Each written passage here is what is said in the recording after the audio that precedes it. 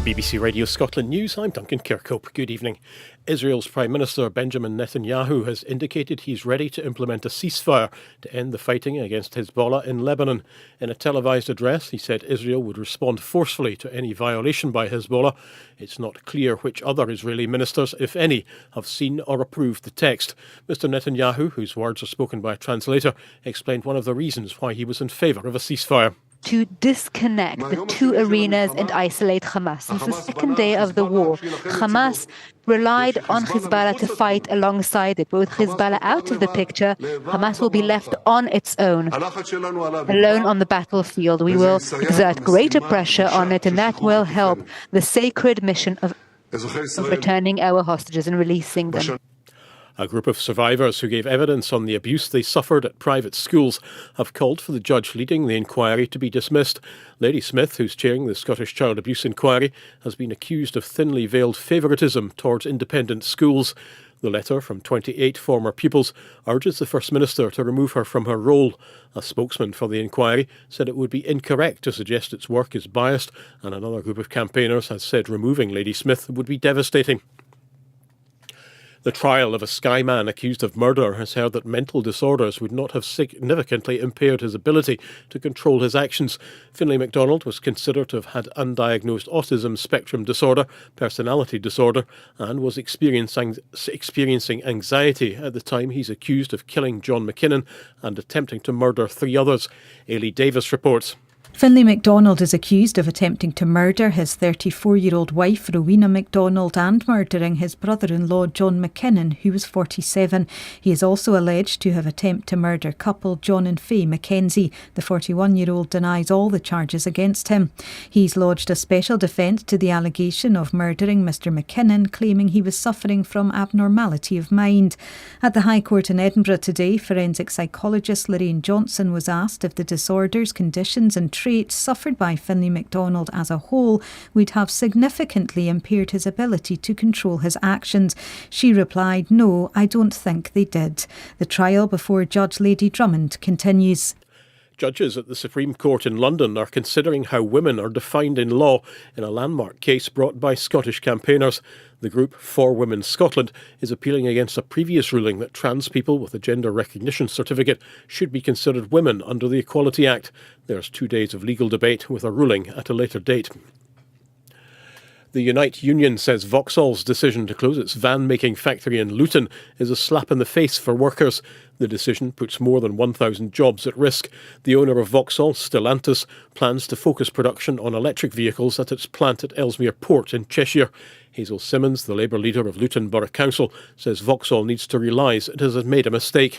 I'd ask them to think again. The plant here has worked so hard on their efficiency. They're a very efficient plant, so I think my question to them would be, let's talk about this. We're ready to support in any way we can, and we'll be meeting the plant's management and the trade unions in the very near future. That's the news. Now the sport. Gully Singh. Thanks, Duncan. Hibernian host Aberdeen in the Scottish Premiership this evening, with David Gray aiming for a change in fortunes for the Edinburgh club amid their poor league form of 1 win so far this season. There's live commentary on BBC Radio Scotland Extra with Michael Stewart and Willie Miller on co-commentary duties. John Higgins has cruised through to Snooker's UK Championship last 16 with a 6-0 thrashing of China's Hergen Chang. World number 1 Judd Trump responded after falling 3-1 behind to storm back and defeat Neil Robertson 6-3. Higgins now plays Trump in the next round at York's Barbican. Kieran Tierney is on the Arsenal bench for tonight's Champions League fixture against Sporting Lisbon. The Scotland defender has been sidelined since June after suffering a hamstring tear against Switzerland at Euro 2024. Swimmer Jim Anderson, rower Catherine Granger and golfer Colin Montgomery have been inducted into the Scottish Sports Hall of Fame. And Manchester City will aim to end a torrid run of 5 losses across all competitions as they face Feyenoord in the Champions League. Well, that's the sport. Let's get some travel.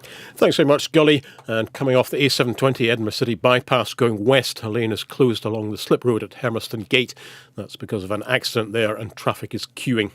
Tonight, largely clear and chilly with a few lingering isolated showers around the Isles and northern areas. Areas of mist and fog will develop in the west, central and southern areas. Minimum temperatures -5 to 0 Celsius for most areas of the mainland. And that's BBC Radio Scotland News. Hibernian versus Aberdeen in the Scottish Premiership. Live on Sports Sound from BBC Radio Scotland.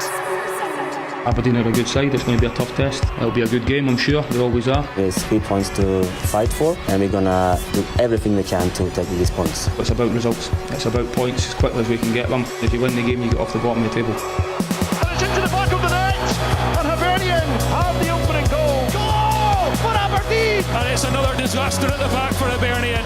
Dundee 4, Hibernian 1. The biggest issue we've had is we're almost beating ourselves. The decisions we've made in games that have cost us games. The header down and in! And then Aberdeen staring down the barrel of their first league defeat of the season. St Mirren 2, Aberdeen 1. We take always game by game, and you know you're going to win some games, and sometimes you're going to lose and a draw. For Hibs, it's been another horror show, really. I still firmly believe it, given the time I will turn this around. I also appreciate how long do you give it if you can't keep winning games of football. I'm not going to sit here and shy away from that as well. If you watch a table, you can think one thing, but I think that's a big mistake. They are a good team, and they have individual players, so we have to be really sharp. The Dodge supporters in complete dreamland this season.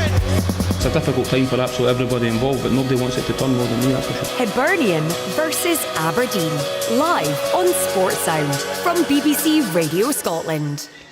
Yes, hello, good evening and welcome to Sports Sound live commentary of Hibernian versus Aberdeen coming up at 7:45. For Hibs a chance to get off the bottom of the Premiership table. They'll need a win to do that though, and for Aberdeen the opportunity to draw level on points with Celtic at the top. They'll need a win for that. Should be interesting then. Bringing the story of the night from Easter Road, Willie Miller, Michael Stewart, match commentator Paul Mitchell, pitch side reporter Brian McLaughlin and myself, David Curry. A warm welcome one and all, gentlemen. Michael, Willie, Hibs, 1 win, rock bottom. Aberdeen, 1 defeat in the Premiership and comfortably second. Gents, maybe not how we'd thought at the start of the season things would go, but here, Willie, we are.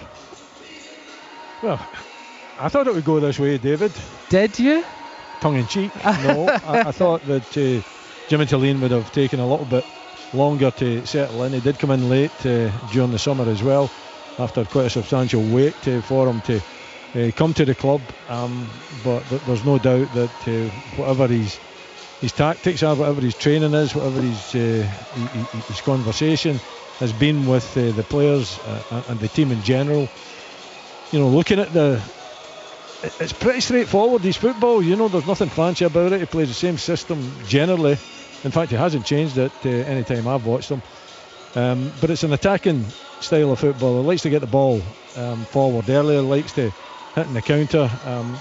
He's not a manager that sets his team up to defend, that's for sure. And it's been really refreshing to watch it.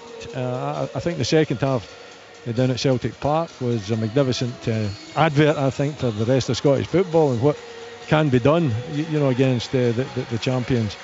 So that style of football has been bought into by the fans. The fans are, you know, selling out Pittodrie every week. You know, the atmosphere at Pittodrie has been quite incredible, and the results have came along. They've not always been at the top of their game. I don't think I can say that they've found ways of winning games when they haven't performed, you know, at the top of their form. But at the same time, you know, the record is there for everybody to enjoy at Pittodrie in the North East. If you're an Aberdeen fan, then you just can't wait for the next game to come, and I haven't been able to say that for a number of seasons. A dream start, Michael, for Aberdeen, but for Hibs and Hibernian fans, it's been the stuff pretty much of nightmares, hasn't it? Oh, it's an absolute, you know, catastrophic opening to the, well, I say opening, it's not even opening now, it's a good chunk of the season, and the big problem for Hibs is that it's on the back of a few seasons of, you know, a downward trajectory, and the concern is obviously, where is the bottom? When is the bounce going to happen? When is the ship going to turn and start moving in the right direction? And I think that's where a lot of the despondency comes from. Not just the fact that the season started poorly, but I think a lot of it comes from the fact that they feel like the ship hasn't turned, and there's no real sign of it beginning to turn either. So Yes, it's been a catastrophic start to the campaign on the back of a couple of really poor years, and the supporters need to get a sense of things are changing, and it needs to start happening pretty soon. Otherwise, some sort of change is inevitable, because it becomes a brutal business where people start looking after themselves and they're trying to save their own, skin. This is a massive game here tonight. Really cannot overstate how important this game is for Hibs and equally for Aberdeen, especially off the back of Saturday for the teams. It's a quick turnaround, and 2 disappointing results. Aberdeen looking to change the shift the momentum back into being really positive. It's another away game for them, whereas for Hibs, they're trying to shift the momentum of not just Saturday but the season as a whole. Let's hear then from the Hibernian manager, David Gray. He is with Brian pitchside. I can't believe he's not got a jacket on. It's a bit chilly down here, David. You'd be hoping that the atmosphere in here is red hot tonight for Aberdeen anyway. 100%. Listen, I think I've said a lot in the last few days. I think it's good the game comes so quickly. I know I mentioned that yesterday. But we're ready for the game and everyone's looking forward to it now. You've made 4 changes. First of all, let's talk about the goalkeeping change. Was that always going to happen, do you think, after what happened at the weekend? No, I don't think you can say it always happens. I think every week I've got big decisions to make in team selection. I think especially when you're not winning games and you've got such a big squad, there's always a thought process that goes into team selection, players chopping at the bit to try and get into the team, and I think the timing was right to give Smudge a chance, and I think he'll use all his experience tonight, so something we're going to need. Do you think confidence had gone from Joseph with the number of mistakes he'd made in the last few weeks? I think, listen, he's one of a number of players that have made numerous mistakes this season, which is unfortunate, and as I've said a lot, goalkeepers, when they make mistakes, are always punished for it. One thing I've always done is I've always stood by him. I still fully believe in him. He's went through a tough period at the moment, and I'm sure he'll bounce back from it. And you made changes in the back as well. It looks like a back 3 tonight, or is it a fluid defence? Yeah, it's a very flexible shape. I think with the players that are on the pitch as well, it's quite flexible. I think that's something I've always said, that within game we can play 2 or 3 different formations. It's a difference of a few yards here or there depending on what the opposition do as well. But no, as I say, I'm looking forward to the game now and the players are ready to go and do it. You were always a very focused and disciplined player, David, mentally very strong as well. How do you cope with that as a manager with the heat that's on you at the moment? I think it's about, as I've said previously, it's about sticking to what you believe in. It's about, listen, during tough times and during adversity, I've said this to the players as well, that it isn't going to change by feeling sorry for yourself. It only changes by knuckling down, puffing your chest out and believing in what you're doing and digging yourself out of the hole. And it can be from a number of things, but it can't be from a lack of effort or thinking that it's going to change by someone just giving you. You need to go and earn it yourself, and it's going to take everybody involved tonight to go and do that. How did you cope on Saturday night going home? Well, listen, it's like anything. I think it's always bitterly disappointing after defeats, especially the manner in which the defeat happened at the weekend. The frustrations obviously come from how well you start in the game and then what the decisions within the game. But there's no time to waste by feeling sorry for myself. I had obviously that night was really difficult, but my attention quickly turned towards tonight, because as I've just touched on there, things aren't going to change by hoping it's going to change. You need to do everything you can and double down on what you're doing and make sure the players have still got the belief, and they still know that I've got the belief in them. That's the key message for me as well. They need to still know that, and need to be remind themselves exactly during tough periods. We've all had different tough periods within their careers so far, whether it be dealing with injuries, whether it be dealing with life outside of football, to get to where they've got to be able to play for Hibernian Football Club. They're good footballers, and they need to believe they're still good footballers, and I know they do, and it's going to take everybody tonight, but I'm sure when we do turn this around, and I believe we will, it's going to be the start, hopefully that's tonight, that we can really kick on. No one doubted you as a player, but do you need to convince these Hibernian fans that you are the man to take this club forward? I'm not sure it's about me convincing them. I think it's about, listen, I think everybody knows what the club means to me and how hard I work about it. One thing I would say is I can say all the right things. I can come up with excuses if I really want to. The reality of the situation is I'm going to be based on results, and where we find ourselves right now isn't good enough. And I know that more than anybody else, and that's the one thing that needs to change quickly. Regardless of who's in charge, what we're delivering at the moment isn't good enough for this club. It doesn't matter how you win tonight. Just win and get off the bottom of the table, because that is the prize tonight. Yep, I think when we're we can look too far ahead. It's been the case now for a number of weeks. Our full focus is on the next game, and tonight the incentive is if we win the game tonight, we catch the team in front of us, and then once we catch the team in front of us, then we need to focus on the one in front of them. We're not looking too far ahead at the moment. One win tonight puts us off the bottom of the league, and we're then hunting down the team ahead of us. Thanks, David Block. Thank you. Cheers. Thank you. That was Hibs manager David Gray speaking to our pitchside reporter Brian McLaughlin there. Gents, we'll get straight to it with the team. He's made 4 changes to the team that lost heavily to Dundee at the weekend, and Brian went right in with the headline one. The goalkeepers changed, Michael. Smith comes in to make his first league appearance of the season. According to Matt Eckers, he only played 1 game for Hibs this season. That was in the League Cup against Kelty Hearts. Yeah, I mean, look, it's a big call. David Gray was talking about it there, and he's got a wonderful opportunity. But I'll be perfectly honest, Joseph Bursic has not really shown himself to be a commanding goalkeeper, and it's taken a lot of mistakes for Jordan Smith to come in. So my gut would be that David Gray's obviously got question marks over Jordan Smith, and he sees him as a number 2. He's in the goal now. He's got an opportunity, and he's got to grab that with both hands. The Hibs need some sort of stability, whether it means a goalkeeper coming up with a big performance, whether it means defenders defending properly, or guys at the top end of the park putting the ball in the back of the net. You can make 4 changes, but to be perfectly honest, you can make 11 at Hibs at the moment. But my concern is there's no obvious alternatives, because it's a squad that is, as you look through it, suffering from the same problems. When you look at the bench, there's a lack of intensity and desire and grit and steeliness right through the squad. Yes, there's some ability there, but John Smith, to go back to the point of the goalkeeper, he's got a big game here tonight to go and try and impose himself and take control of that. I know he's number 13, but to take control of the number 1 jersey and goal.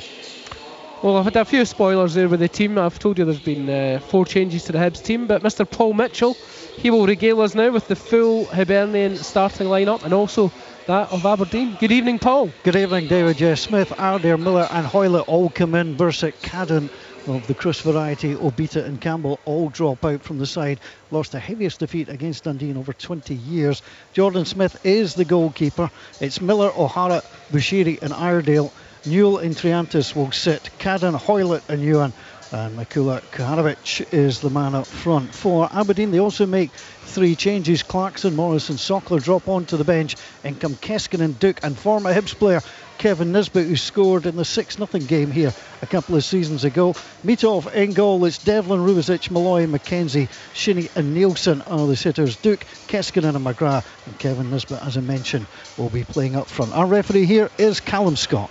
Thanks very much, Paul. The man who selected that Aberdeen starting lineup, Jimmy Tilleen, is with Brian. Yeah, we're just speaking about Edinburgh and Aberdeen and Bruges actually coming up later this week. But Jimmy, you've made 3 changes tonight after the defeat of the weekend. Was that always going to happen given this run of games?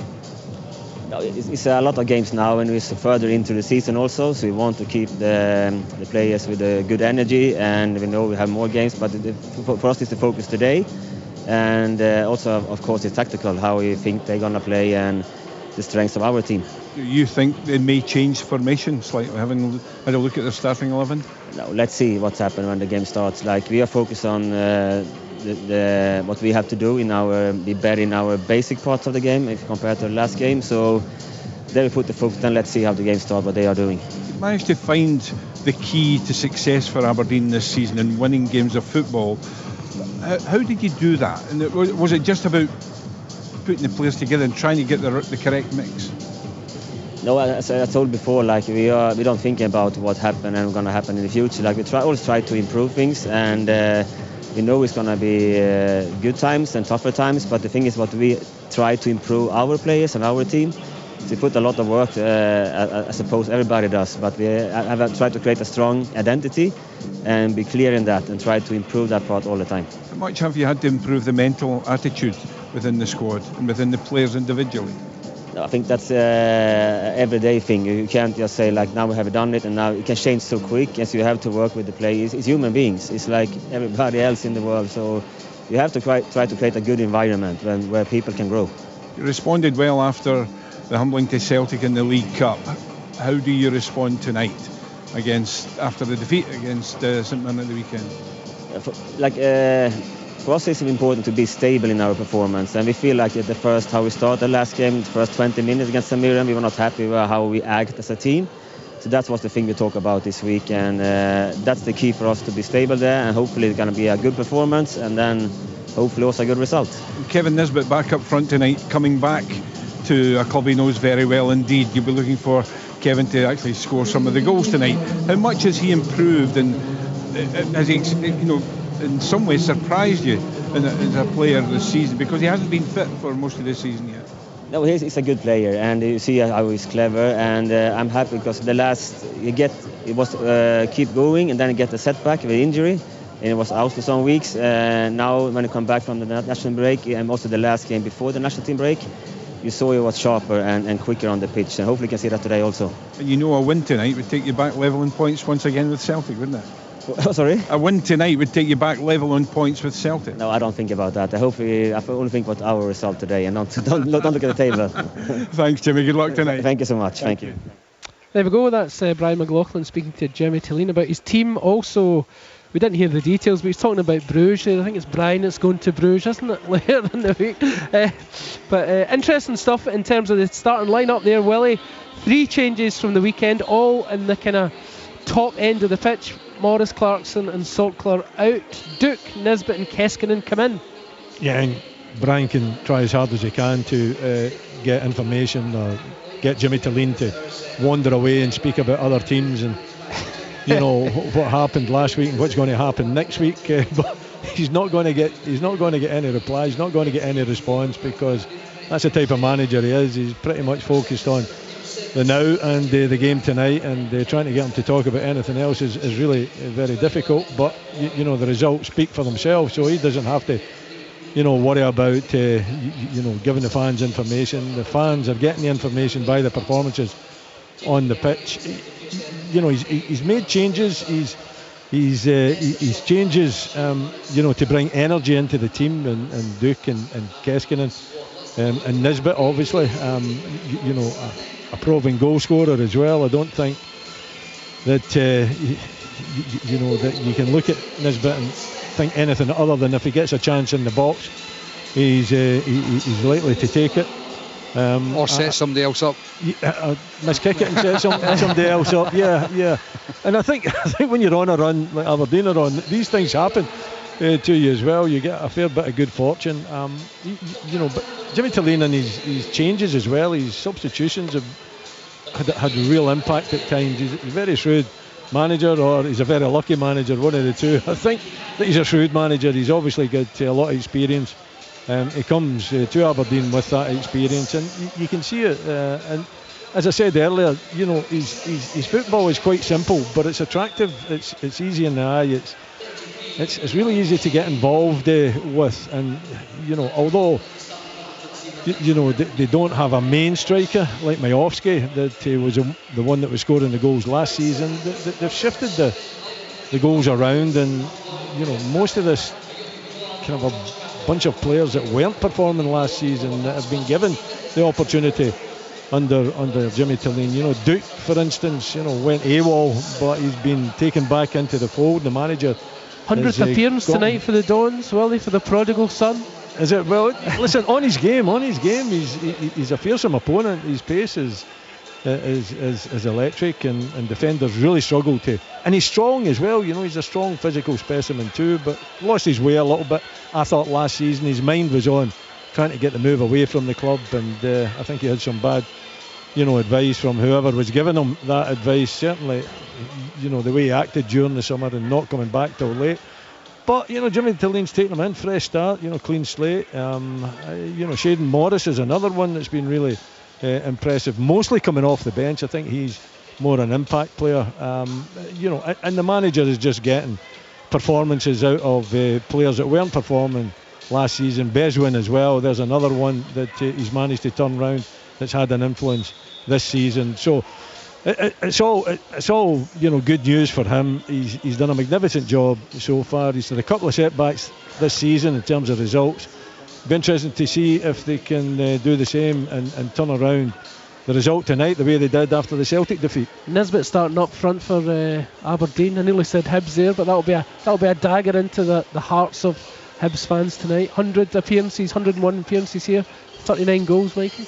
Well, I mean, certainly Hibs could be doing with somebody that knows their way to the back of the goal at the moment. It's pretty bleak on that front. Obviously, I think they are now, I think obviously with Ross County having scored a couple of goals at the weekend, they're now bottom goal scorers in the league with 12 goals, I think it is now that they've scored, which is the lowest in the division.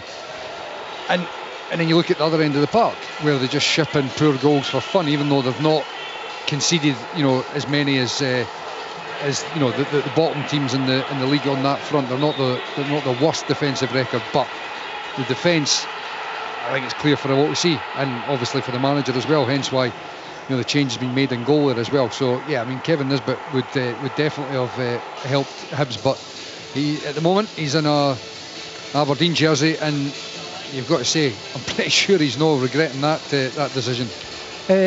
David Gray speaking to Brian Will, he said, numerous players have made numerous mistakes. They've paid the price tonight. Well, you're a manager, you've got to make decisions. That's what you're paid to do. You can't just keep playing the same team, and expect different results. I think you've got to try and mix it up a little bit. But you look at Aberdeen, they don't make enough lot of changes, and Jimmy Talleen doesn't make enough lot of changes. Yeah, changes tonight. He's going on about that stability. Generally, stability at the back. I mean, the back five has been, I think, just a bit of a present. In fact, and it does as well during this thing as well during games. Yeah, seldom changes that. It's always offensive changes. Absolutely. The goalkeeper in the back four. I mean, I'd be pretty confident in saying, I'm not sure of every game, but certainly the vast majority of the games, and possibly all of them. I can't remember. I think every league game. I can't remember him making a defensive change, and if it had been, it would have been due to an injury. Maybe in the game, in the cup. Yeah, I'm talking about in the game substitution. Itself. I can't remember ever seeing him making a defensive sub. No. So that has been real stability there. Well, he said Rubizic has been far better. Malloy's been a good sign-in. Malloy's been a brilliant sign-in. And Nicky Devlin has just grown in stature at the club, and Mitov has just filled the gap from Kelarus perfectly. I mean, he's done brilliantly. I mean, like a sensible signing. I think everybody recognised that with Mitov. Probably an improvement. In Kelarus. Kelarus, good goalkeeper, but I think last season again, maybe his mind was on moving away, and his form dipped too. So that's an improvement. But Gavin Malloy, for me, a young 22, I think he is, brought to the club, as a project, I believe. And he's got his opportunity, and he's in there, in merit. Very good left foot. Not the biggest, but certainly can handle himself in the air, and reasonably quick and a good, intelligent defender.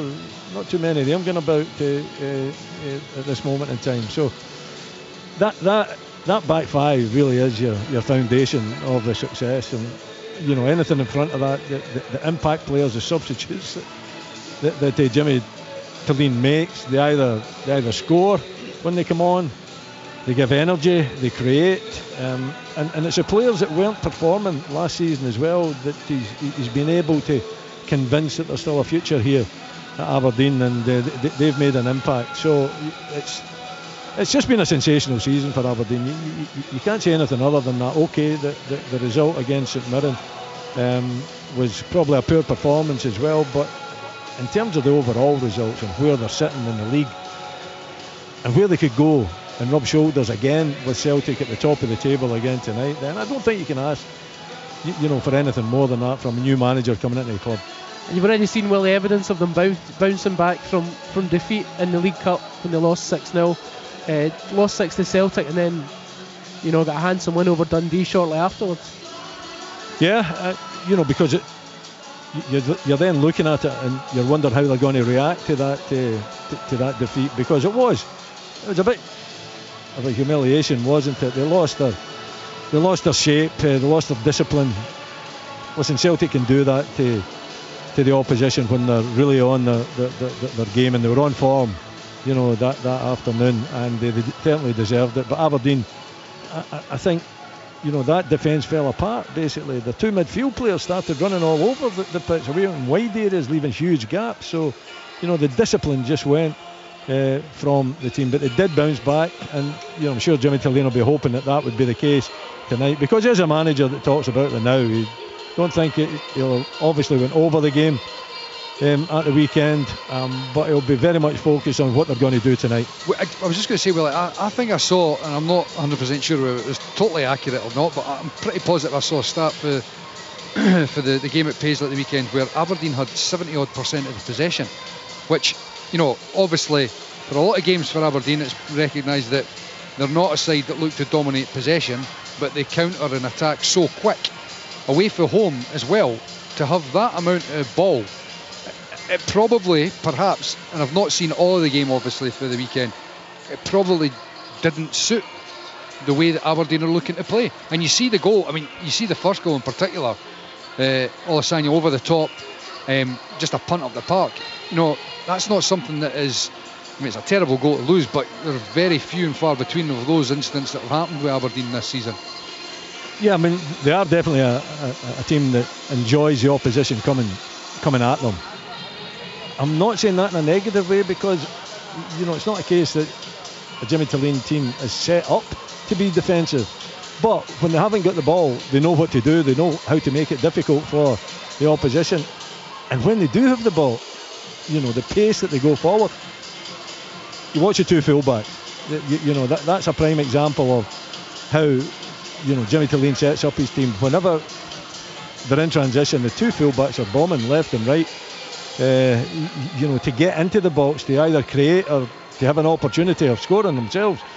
So they do, they enjoy it when the opposition come at them. But you've still got to learn. You've still got to learn how to deal with a team that is not going to have as much possession as you have. You've still got to be able to cope with that, because there will be teams now, after watching Aberdeen and seeing the results that they've had, that they'll be setting up to make sure that that they play that way, that they then try to maybe hit Aberdeen in the break, because they'll know that the Dons like to have that transition, and they go very quickly forward, and they create most of their chances in doing that. Brian was asking David Gray if it's a back three or a back four. Mike, he didn't get a straight answer. Looking at the personnel there and the opposition, how would you see them lining up to start with? Is it a 4-3-3 they're going with? Yeah, when Brian said that, I was looking at the team to try and see where he was fitting the other centre half in. Triantis has played midfield. He can play at the back, but I'd be surprised if it wasn't Lewis Miller right back, O'Hara and Bashiri centre half, with Iredale at left back. That's how I would look at a back four lining up. Whether Brian had got some inside intel, I'm not sure, but it didn't seem that way when David was responding. He was being very coy. Perhaps we'll see when the sides have been warming up here. Again, haven't seen anything to suggest that it would be a back three. Look, I can understand, the logic thinking that change has been made. Perhaps he's going to try a different system, but I'm looking at the team there, and I would be surprised if it wasn't a back four. You floated, Mikey, before Brian spoke to David Gray, the ship metaphor, and I was struck when I came in and I was watching Brian, the maestro, doing a Rep Scott live down there, and I glanced up to the west stand where we are, and I saw the Hibs motto, which reads, "So with the darkest days behind, our ship of hope will steer, and when in doubt, just keep in mind our motto, persevere." Persevere. And that's what they're doing with David Gray. But I'm just wondering what the consequences of a defeat tonight might be. Look, it's impossible to tell what the Hibs board are going to do.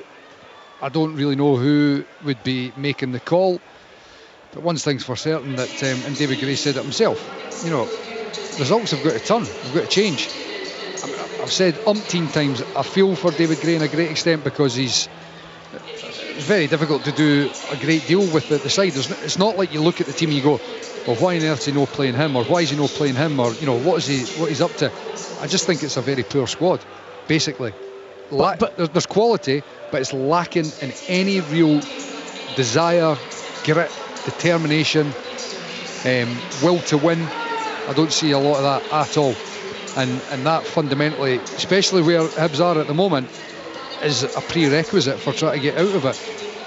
Well, the issue Hibs have had, or one of the issues Hibs have had, Willie, is conceding late goals. They've lost 14 points from winning positions. I think 4 or 5 games they've lost goals right at the death.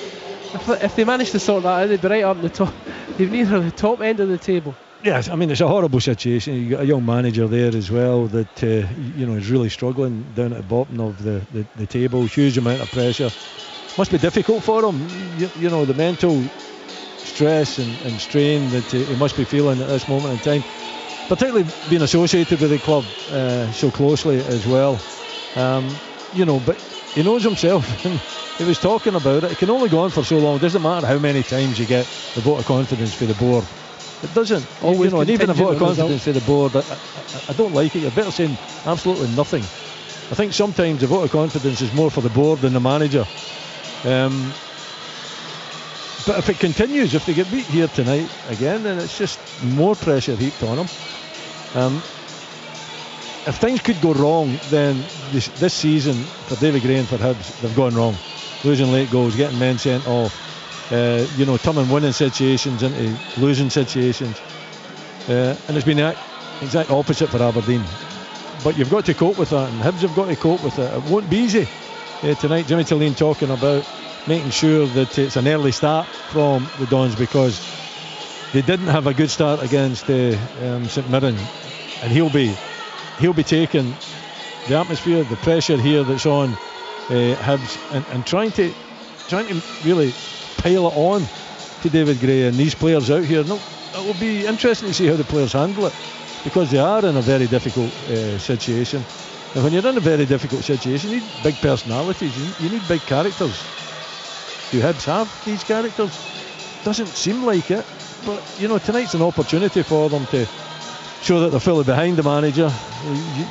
Give a performance that is, at the very least, as a performance that the fans can recognise that this is an important game. I don't think it has to be a spectacular footballing performance. Yeah, if you can get that, then great. But it has to be a winning performance. It has to be a gutsy performance. It has to be a performance that the body language tells the fans that the group of players that are out there are right behind the manager. Well, the Hibs maybe look to St Mirren and how they played against Aberdeen at the weekend, with winning the game with 22% possession, if my arithmetic's correct, Michael? Yeah, but it's a different team. St Mirren are completely different to Hibs in terms of the makeup of the squad, the players that they've got, and they've been in that way for a number of years, obviously with Stephen Robinson now, and they've had success with it. It's difficult to comprehend how Hibs all of a sudden become like that overnight from where they are. That's just not going to happen.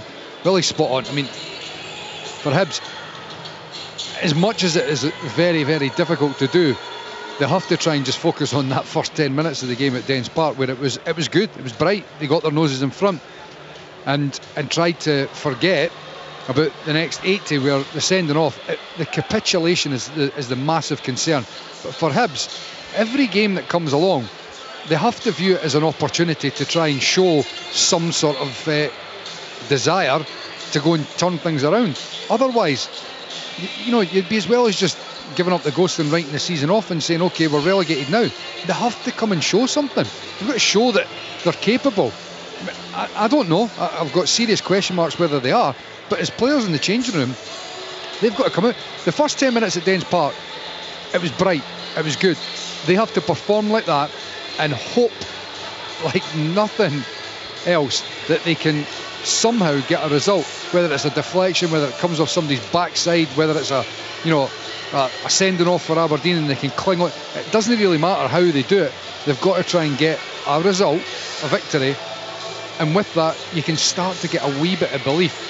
But for Hibs, they need to try and do something that buys them a bit of time, that gets through to January, and they've got a hell of a lot of work to do in January to try to make sure that they are not scraping about at the bottom of the table come the end of the season.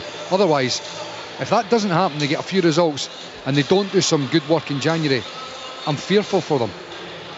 Yeah, Hibs though did recruit big style in the summer, so did Aberdeen, Willie, but it just looks like Aberdeen recruited smarter. Well, it seems that way, and you know, results would confirm that, David, to be perfectly honest. You know, I don't know what goes on behind the scenes at Hibs in terms of the recruitment, who is actually doing the recruitment, who's making the final say, etc. But it's also how you deal with the players that you've got at the club as well. You know, okay, Jimmy Tilleen goes out and he brings in some fresh faces, but the players that were at the club, the players that weren't getting the game, the players that didn't look as though they were interested, have all of a sudden been turned round. And I think you've got to put a lot of effort into that. It's called man management. I'm sure that's what it's called. Well, I was having a wee look. Both managers started their permanent contracts. I always laugh when it says permanent manager. It's almost a contradiction in terms. But they both started in the summer. But Jimmy Tilleen, 10 years older than David Gray, with experience coming up through the ranks. You know, starting in the 6th division in Sweden, working his way up. David Gray's kind of almost, although he's been caretaker manager 3 or 4 times, but he's thrown in at the deep end, and maybe Jimmy Tilleen's got that reservoir of experience to draw on and deal with these situations. Of course he has. You know, and I think that's why Dave Cormack was so keen to get him to the club. You know, and it wasn't the first attempt to bring him to Aberdeen. You know, they had tried to get him in the past, but it didn't work out. But he'd be more than delighted that he's managed to, you know, tempt him here. And experience does count. And man management is so important as well. You've got to learn as a young manager, David Gray is a young manager, you know, how to deal with these players.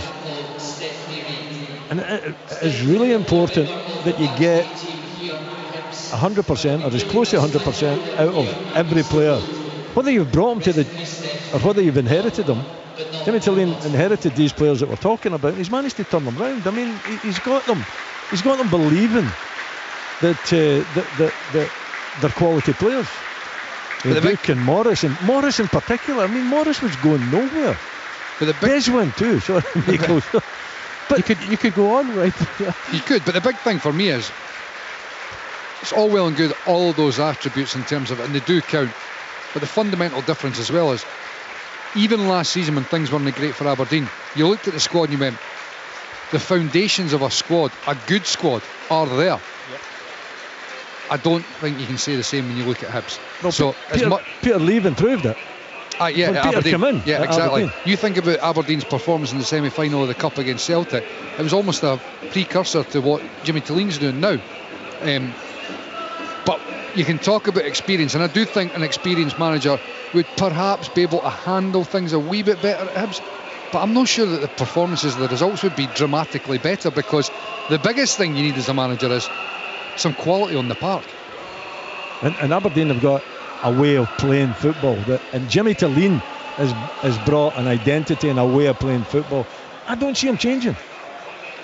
You know, it sounds really, really boring that you bring in a foreign coach and he just plays the same way every week. But when I've watched him, it's been the same formation every week. He doesn't tinker with the formation so far anyway. I don't know if things start going wrong, whether it would be up for changing that formation, but it looks as though he's got that formation. He's got the 4 at the back, he's got the 2 sitting midfield players. At times it might go to 1, but basically it's the 2 sitting midfield players. Then he's got the 3 in front and 1 up top, and it's pace. It's a transition from defending to attacking. So there is an identity there. He's managed to get good mileage out of players that weren't performing in the past. He's brought in players that have done well for him. And the squad, as Mikey says, the squad last season was a good squad. You go into the beginning of last season and I'm sitting up there saying I think Aberdeen are going to do well, but they didn't. They simply didn't do well. So these players are still there. Why didn't they do well, you know, for the majority of last season? It must be something to do with how they're being treated, or, you know, where the manager is, or the tactics, etc. You've got to, because the manager is a focal point. He is a man that calls a shot, and Jimmy Tilleen is calling all the right shots so far this season. Well, Paul Mitchell will be calling the shots this evening in terms of calling the game. He's got his wee light on above his clipboard there, so I'm assuming that's a sign that Paul's ready to go just as the teams come out. A very good evening to you again, Paul. Thank you, David. Good evening to you. Good evening, everybody. Alex Miller was manager of Hibs from December 1986 to September 1996. He was in charge for 453 games. Since then, 19 permanent managers at Hibs. They've shared 1,231 games. And if you work it out, that's an average of 65 games per appointment. So things do change in football. Easter Road in the rain. The crowd is a little bit sparse. And the Hibs Ultras in Block 7. I'm not sure if they're going for irony, but they've hung their banner upside down. So we'll see if that was meant as some form of protest or not. As the two teams join us here at Easter Road. Hibs have made 4 changes. Bursak unsurprisingly dropped onto the bench after just the latest error on Saturday. Chris Cadden, Jordan Obita is suspended, having been sent off in that game. And Campbell dropped onto the bench. Smith, Ardale, Miller and Hoylett are the players in for Hibs this evening. Aberdeen, they make a trio of changes as well from the side that lost at St Mirren.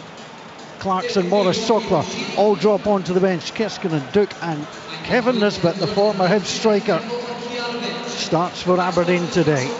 Aberdeen all in red will come from right to left as we watch on the back of the main stand here at Easter Road. Hibs in traditional home colours, the green jersey with the white sleeves, white shorts, the green socks topped off with white.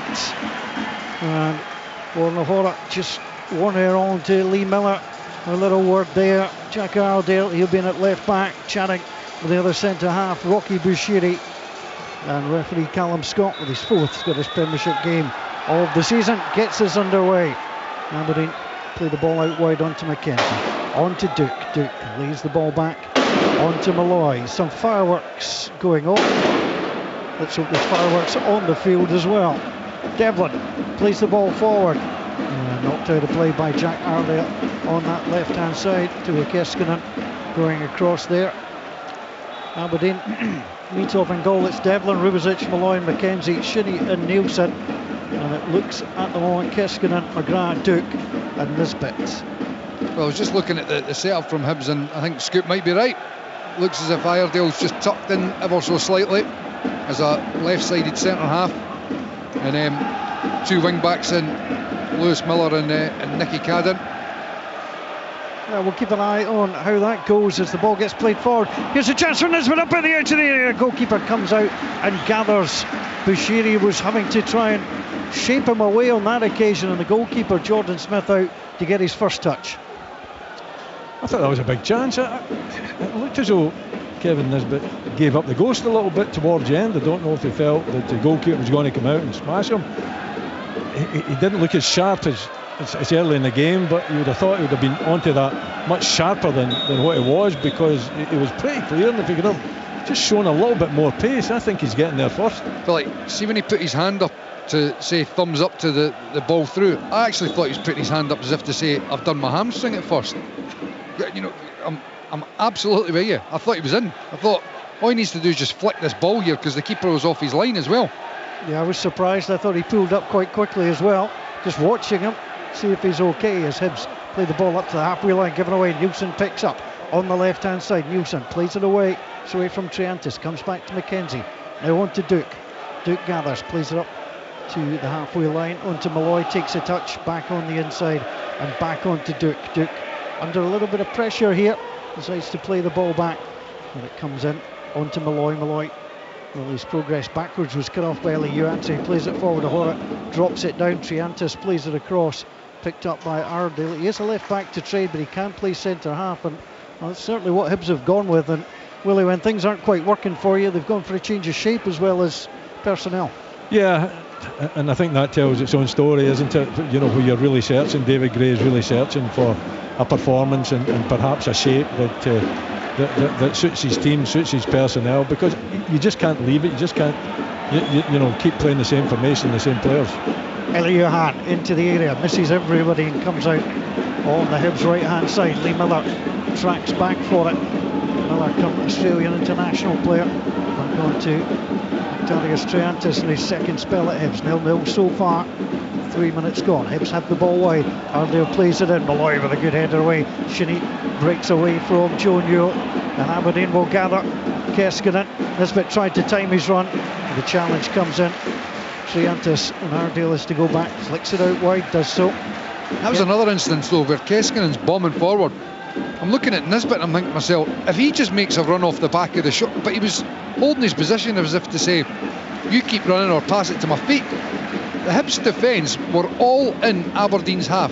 If Nisbet turns and starts getting on his bike, he's through. I really can't say what he was thinking there, Mikey, because exactly what you said, the space was in behind. He never even looked as though he was going to threaten to go in behind. And Keskinen is running. He's looking for, maybe that initial move. If Nisbet makes that initial move, then he plays the pass, and there's no doubt he's in behind Bashiri. But if it's running side on, if it's though he didn't want to make that initial move in behind to actually get the opportunity to be in and goal. And even if he starts the run as well, what it does is it creates more space for Keskinen. Whether he plays him in or not, it's more space for him to continue driving with the ball. Aberdeen have it inside their own half. The banner that I mentioned that was hung upside down has now been changed. It's been flipped to the other side. 3 words, that's all it says: sack the boards. I think it was inside out as well, was it not? Ball gets played forward to Bashiri. I mean, sack the boards appeared within 5 minutes, and it's still 0-0, perhaps a little harsh. I'm looking at that sign earlier when you mentioned it, Paul, and I'm going, what is that actually saying? I think it was inside out and upside down. Message is clear now as Aberdeen play the ball back inside their own half. On to Mitov. The Aberdeen goalkeeper in the back four, ever present throughout the Scottish Premiership campaign. Mitov now launches it long. McGrath's the man trying to make the run. Horror drops the ball down. This bit goes after it. The flicks a 1-2. Bashiri should get in there to slide. Bashiri got caught there. Now I think the referee had turned away and didn't see it, but holding his hand up is Kevin Nisbet, who caught Bashiri on the way through. Bashiri is in a fair bit of pain, and the ball is out of play. I'll be honest, I didn't see anything. I didn't see it either. But I mean, Nisbet's put his hand up. He's obviously caught him, but whether there was anything intentional or not, it's impossible to tell you because I didn't see it. Is that the tactic then? Is Jamie McGrath going to run beyond Kevin Nisbet to be the main striker? Because that's what happened there. It almost came off. It was a little 1-2. It wasn't a particularly great return pass from McGrath for Nisbet, and I think it was purely accidental. Yeah, he certainly just caught him on the way through. I don't think he made too much of it. Bashiri is back up. Hibs wouldn't want to lose him at the moment. Ekpiteta is out with a thigh injury at the moment, so it's 0-0. Ball gets thrown in, and there's the opportunity for Malloy to play it onside to Rubezic. Rubezic out wide onto Nicky Devlin inside his own half, right hand side, long angle ball. Bashiri gets under it, strong header up. Joe Newell flicks the header away, but diving in there. Is it Keskinen? No, it's Malloy. Oh, it's Malloy just diving across. He's hurt himself. He's landed awkwardly on his arm. I was just wondering what a central defender was doing up there, throwing himself at that. Didn't really seem to be much chance of winning it. Now he's hurt himself, so it's not been right to be a centre half without getting yourself injured. Although I think that goes down as self-inflicted, Willie, rather than anything. That was else. a poor decision. Yeah, I mean, there's no need for him to go in like that. He was out of control. Actually, I'm surprised the referee's not having a word with him. Because there's no way he was getting the ball either, and he's went right over the Hibs player. He's landed on his arm. I think he's twisted that arm. He looks okay, right enough, but when he went down, he seemed to be in a fair bit of pain, but all of his own making. Aberdeen physios treating him at the moment. The referee Callum Scott just trying to see if they can get a little move on with things. Kevin Nisbet's having a little drink of water out the physio's bag, and Hibs will get a free kick. Aberdeen have looked, and it's understandable, and it's not a bad ploy early on in the game to, turn the opposition very early, stretch the game, get a bit more space in the middle of the park for your players to get on the ball. But as this game unfolds, clearly Jack McKenzie and Nicky Devlin are going to be in acres of space. They're the guys as an outball look to build. Hibs with the two wing backs, and they're not high up the park. There's those full-backs are going to be on all day long to look to just slide the ball into them and look to build the game for there. Ardale on the ball, on to Bashiri inside his own half, back to Jack Ardale making his Scottish Premiership debut for Hibs this evening. And he gets it back, now plays it forward, a little spill at Bolton before coming here. and Hibs gather through. Nicky Cadden scored in the last 2 for Hibs and lays the ball back onto Ardale. Ardale just knocks it across onto Joe Newell. Newell onto Bushiri, and Bushiri swings the boot, plays it out wide. Miller gets the head flick on, easily headed away by Nielsen. Nielsen tries to find McGrath. The ball runs out of play, and Lee Miller decides he's taking that. O'Hara has a look, plays the ball inside onto Bushiri. Bushiri onto Ardale. Aberdeen pressing through Keskinen, but it's just launched long, and Rubezic can take that on his chest. And a little bit of pressure from Hoylett. Horrible ball back to Mitov. Mitov has to swing and knock it high into the air. Hoylett tries to get underneath it. Rubezic wins the header to knock it away. Kahanovic is chasing back on the goalkeeper. Now the opportunity for Aberdeen, but Bushiri gets there, helps out Ardale. Keskinen was flying down that right hand side. Now the ball played out wide. Opportunity for Hoylett. Hoylett drives it into Eli Ewan. Ewan sends it back onto Cadden. Cadden outside the box on the left hand side, driving for the byline. Good ball in. Rubezic makes sure there was no particular issue at the edge of the 6-yard box, but Michael Stewart, Hibs had 4 players in there waiting for that. Yeah, there's plenty of bodies forward. It swung back towards the defence and then quickly up again after. I'm not sure what Rubezic was doing with his clearance. Here's a little ball across. The head flick came in from Gujanovic, couldn't make it happen. Miller heads it back across goal. Newell was up there, breaks off his back to the edge of the area, and Keskinen gets it away from the edge of the D. Hibs will gather again. O'Hara plays it out wide. Here's the opportunity for Miller. O'Hara again, back on the inside. Triantis onto Bushiri. Bushiri lines it up. Ardale plays it across. Triantis comes short again, tries to play it forward. The initial block by McGrath. The ball will go out of play on this right hand side. Lewis Miller will take. Lewis Miller, 6 caps now for Australia, and now here's the opportunity. Triantis plays it forward. Hoylett was shoved off the ball, but not according to the referee. Keskinen's challenge was fair. Shinnie calls for it. It's very short. Hibs players getting right round the ball and winning it back quickly. Newell gets it onto Nicky Cadden. Cadden coming down that left hand side, out wide onto Junior Hoylett. Hoylett flicks it past Devlin. Cadden races towards the corner flag. Shinnie goes across with him. That breaks off the heel of the Hibs man. I think there might have been a pull anyway. Free kick. I'm surprised. I thought that would have been given as a free kick. Initially it just looked like Keskinen had not kicked him or fouled him in regards to sliding into a tackle, but just his motion came in and seemed to me as if he blocked him off a little bit. But then Hibs did very well because they had plenty of bodies in there. They were shutting Aberdeen down. Aberdeen weren't able to get that first pass to release somebody and break forward as they like to do. Bit of energy about Hibs at the moment. 0-0 so far. 11 minutes gone. McKenzie drops the ball on the inside onto Nielsen. Nielsen looks up, plays it across onto McKenzie over the halfway line, advancing away from Gujanovic. Out wide now onto Duke. Duke on this left hand side. Duke pulled the ball back onto the right boot, then sets it up for McKenzie to get the cross in. It's low, it's hard. McGrath sends it towards goal, and Bashiri got the first touch to take it away from his goalkeeper and then turned the ball behind. I thought the goalie was saving it, but Bashiri just in a difficult position and made sure he got it away. I think the keeper probably was going to save it. I thought Bashiri rather got in the way. He was a little bit fortunate because it wasn't a particularly good clearance, but he managed to recover from it. But Jack McKenzie doing what he's done for most of the season, got that international call up as well, hitting the byline, cutting it back for McGrath. Good run from the midfield. Didn't really get enough on it, to be perfectly honest. Should have done better.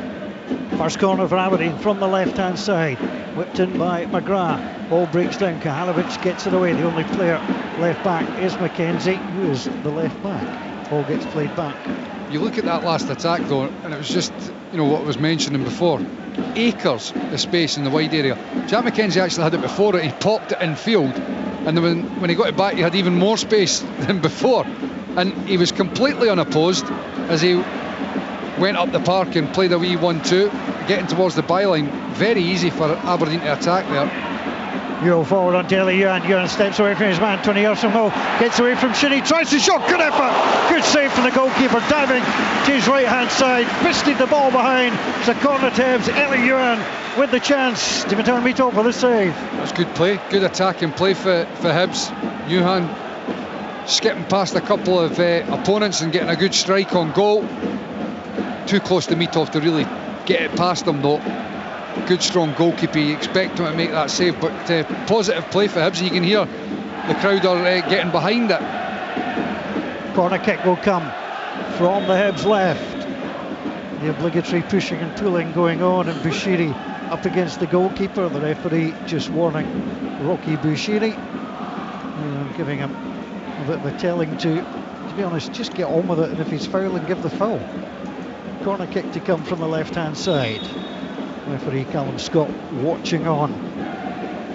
Corner will be delivered. Hibs now make the move. Into the middle it goes. It's Nisbet who wins the header. Breaks out wide onto Cadden. Cadden feeds it back onto Hoylett. Hoylett dropping down.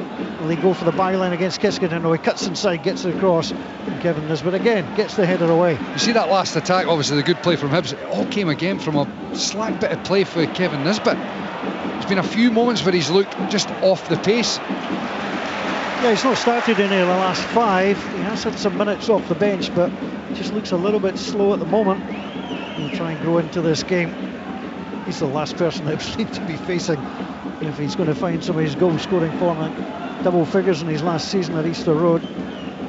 As Jordan Smith plays the ball away, little head flick down by Rubezic, headed back by Newell. Rubezic slides onto the ground. McGrath gets away from Newell, puts Newell on the ground.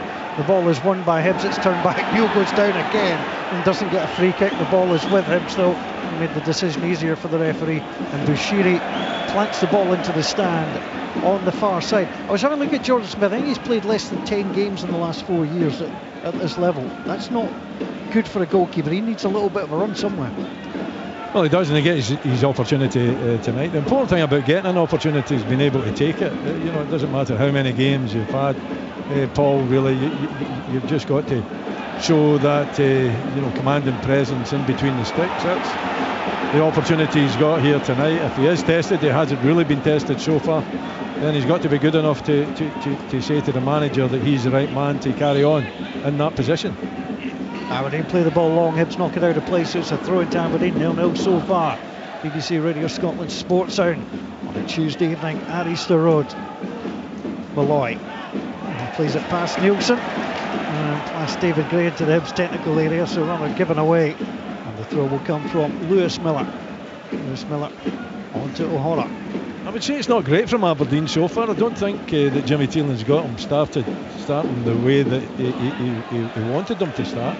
It's at 15 minutes on the clock. I mean, it still is early, but I haven't seen too much, as Michael said. Kevin Nisbet looking rather sluggish out there. Some of the passing hasn't been particularly good.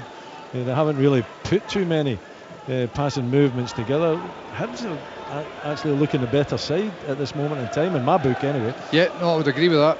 Hibs have been fairly bright without being outstanding, whereas for Aberdeen it's not been a quick start. Certainly what Jimmy Tillene was looking for. There's Eliura running his way through Rubezic. Good tackle. And picked up by Shinnie. Shinnie plays it out wide onto Keskinen, but Eliura wrestles the ball back. Keskinen tugged him back there. That's a free kick to Hibs, which they've taken quickly. Nicky Cadden out on that left-hand side, playing in that wing-back position. Drops the ball back in onto Eli Johan. It's the 9th appearance of the season for Johan. Out wide it comes onto Lewis Miller. Lewis Miller looks up, takes a touch, comes out wide, gets past Duke, tries to get past McKenzie. Almost did so. Duke then came in to help the defender, and Miller did well. Knocked the ball out of play. The referee's given the free kick. Lewis Miller can't quite believe it. It was going to be an Aberdeen throw anyway, but he didn't believe that he fouled Duke in any way, shape or form. But there was a little bit of contact. I think I would say that if there's a little bit of contact, then you know Duke is going to go down. So I think it was a throw-in. I don't think there was any harm done. I thought perhaps it was contact. Well, it was contact made, and probably was just a free kick. Well, Lewis Miller, being the shy retiring Australian that he is, would have pointed it out very gently to Duke that he didn't appreciate how easily he went to the floor. 0-0 so far. Driven forward, Dimitar Mitov, Bulgarian international goalkeeper, sends it forward, headed back from whence it came. Our assistants are Jonathan Bell and Graham McNally this evening. Our fourth official is Ross Hardy. For some reason the SFA seem to hide the names of the fourth official on their website. And it's left to knowing it on the day. It's Ross Hardy, it says on the team sheets. Ball gets played forward. Aberdeen, Keskinen from Shinnie inside onto Nisbet, trying to get the touch away, couldn't do so, lays it back. Devlin with a chance, deflected. That's going to be a corner. And again, Nisbet finding himself, Michael, in a good position and not quite sure what to do. I just think he's caught on his heels a little bit. I mean, look, you mentioned the fact he's not started in the last 5, and you can sort of see that at the moment. He's just not quite on his toes and anticipating. Good play for Keskinen. You know, look, the back 3, you would imagine, and I think perfectly situated and set up for Keskinen to go and attack in between Iredale to left centre half and Nicky Cadden at left wing back. That's the area he just loves to go and attack. And it was a big gaping hole there that Keskinen was exploiting. Graham Shinnie is taking this corner from the right hand side, whips it in. O'Hara got the header away, back into the mix, he gets it away again. It's Keskinen who returned it for Aberdeen, and trying to chase to keep it in was Graham Shinnie. He wasn't going to do so, shouts at the ball boy to get another ball before the other one reaches him. That's going to be left for Nicky Devlin. Devlin looks ahead, sees what his options are, not seeing any movement in red at all in front of him. If he was walking at the moment, Nielsen walks away from him. Well, Nicky Devlin looks like he's unimpressed. He eventually throws it in to Nisbet. Nisbet down the line, flicks it on. Keskinen tries to get the head flick onto it. He reaches into the box. He's still inside the area. Tries a little twist and turn. Arndale is with him, and then Nicky Cadden comes across to make the tackle. Tries to drive it down the line. Does so. Kaharovic won't get there. The ball has gone out of play. And it's going to be a throw into Aberdeen. Yeah, I mean, eventually it worked out okay for Aberdeen, but it wasn't impressive, the throw-in, was it? There was very little options. You know, and you would have thought that that would be something that they would be working on. It's actually quite easy to get possession from a throw-in if you've got some set plays that you've already practiced, but it didn't look as though Aberdeen had much to offer on that occasion. Oiler away from Shinnie, plays out wide to Miller. Miller into the area. Rubizic takes zero chance, heads it behind. Corner Hibs. Good play, more good play. Junior Hoylett spinning away from a few tackles in the middle of the park and seeing the space in the wide area. Lewis Miller getting the ball at his feet, and he puts in a good ball. Kukarovic is just a little bit sort of slow to see that he needed to try and attack that front post space, but in the end, an easy enough header for Rubizic to clear. Nicky Cadden prepares to take the corner. This from the right hand side. We're watching downtown right from the back of the main stand at Easter Road as the ball comes in. Mitov doesn't get there, and Bushiri goes up, wins the header and knocks it up and over the top. Not a noted goal scorer. Rocky Bushiri has certainly never scored for Hibs. This appearance number 77, but he got free. He did, yeah. It was off the top of his head. He was never going to get it in target, but why I had a smile on my face was that, you know, you've got Mitov doing high fives with Devlin there. If it was me, I would be giving the goalkeeper absolutely dog's abuse. He was nowhere near coming for that cross. He was getting in the way too. You know, we're fortunate that Bushiri couldn't get up above and get the header down, but it was poor goalkeeping. Why are they?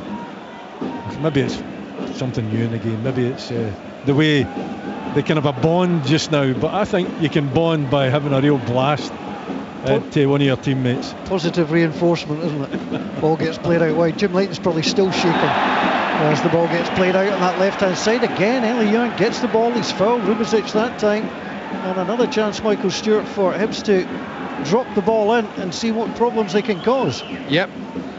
It's Rubizic just getting sucked into a tackle there. Look, as much as I wouldn't be playing Ellie Johan in my own team, he's been bright so far in the opening 20 minutes or so. He has actually looked like he's capable of doing something tonight, although having said that, still obviously nothing has happened yet, but it looks a wee bit closer to doing something, and you know, credit to him because his performance so far has been alright. Now involved in the last 6 games, Ellie Young. Cadden fires the ball in, the goalkeeper comes, doesn't get it, but there's nobody in behind him. Lewis Miller tried to get in there, it was just a little bit high for him, and it sweeps all the way out. It's going to be a throw in to Aberdeen, but Mitov went to wonder. More high fives as well, that just does me in. Mitov's nowhere near it. It was worse. It was worse than the earlier cross into the box. He's absolutely nowhere near it. You know, you've got to read the flight of the ball as a goalkeeper. You've got to, have a bit of composure in there, and he certainly hasn't showed that in the last 2 occasions, and very fortunate again to get away with it. Would never have guessed that it irks you. Michael Stewart, Willie Miller, myself, Paul Mitchell here at Easter Road. Ryan McLaughlin is pitch side. He'll keep us up to date with all the happenings down there. As Arndale wins the ball, gets it forward onto Cannon as Aberdeen are slower in the defence. This is a positive performance for Hibs so far. No wins in the last 4 at Easter Road. They've drawn 2, that was Hearts and Dundee United, and they've lost 2, Motherwell and St Mirren. Long ball forward, too long on that occasion. Well, what Hibs have been able to do is they've been able to get themselves onto the front foot and stop Aberdeen. In the first 5-10 minutes they were playing those longer balls and turning Hibs, which I was saying early on makes sense. It allows to sort of open up the midfield and create a bit of space, but the game's become very bitty, and Hibs have been able to get right up on top of Aberdeen, and it's not allowing them to play those balls over the top, and it's become very scrappy. And Hibs at the moment have been the team that have been on the top. They're the ones that have been able to actually knock it about a wee bit. Aberdeen have not been able to build the game. Jack Arndale plays it onto this right hand side, but he overcooked it that time. Former Aussie Youth International player. And I was just going to say that the hugely important thing in this game and aspect is that while Hibs are on top slightly here, they've got to be creating opportunities and really troubling Meatop, and they've got to get their noses in front, because you can bet your bottom dollar there will be a spell or a moment in this game where Aberdeen open up and potentially they will find the back of the net. And they could do so here. McGrath's come forward, plays the ball on the inside, hits off Bushiri and away. There's a poor ball inside by McGrath, and now it comes off Johanovic. Dukpo gathered inside his opponent's half. The back heel was sublime. It releases McKenzie. 3 in the box for Aberdeen. It's back to McGrath. Chance shot deflected away. McGrath's down. I think Bushiri got the ball away, and it's thumped clear. Jack McKenzie is yelling at the referee for a penalty, and there may be a VAR check coming here as that ball got knocked away as McGrath went down. Ball's out on the far side. He got the shot off. I think it's a follow through. And he's caught Bushiri. I mean, we'll have to wait and see. I didn't get that close a look at it, but my first impression was good run from McKenzie, great cross in for McGrath. McGrath, goes for it with the left foot. He gets the shot off. It's blocked, and I think the follow throughs went into Bushiri, and that's how he's down. I don't know if the physio is going to come on or the referee is going to ask him to go on. Listen, it's worth a shout for a penalty, but from where I'm sitting, I didn't think so. Well, they are checking it. Yeah. No penalty there. Quick decision. Difficult to say because I didn't see it. Obviously you look at the strike and your eyes are drawn to where the deflection's gone. I just think it was a follow through, Michael. He's had the shot. Yep. He's had the opportunity to strike the ball. It wasn't as though and I think he's followed through, and he's actually caught Bushiri. I don't think it would have been Bushiri, because I think Bushiri was the one that it flicked off, who was a couple of yards away from him. There must have been somebody else that was sliding into him, but I think you're right. It didn't stop the strike getting away. It seemed to come off Duke's hand. It did so. Yeah, we've seen that a couple of times this season where once players have got the shot away, they have been tackled a little bit roughly, shall we say, but the referee said, no, you're fine, you've done your job. I'm not even sure whether, as Willie was saying, I'm not even sure that he was tackled. Yeah. I think it's his shot that he follows through and catches whoever it was that was maybe trying to make a block. Anyway, it doesn't matter, because they've obviously looked at it and decided that likewise there was no foul. There was Joe Newell tracking back. So it's 0-0 so far.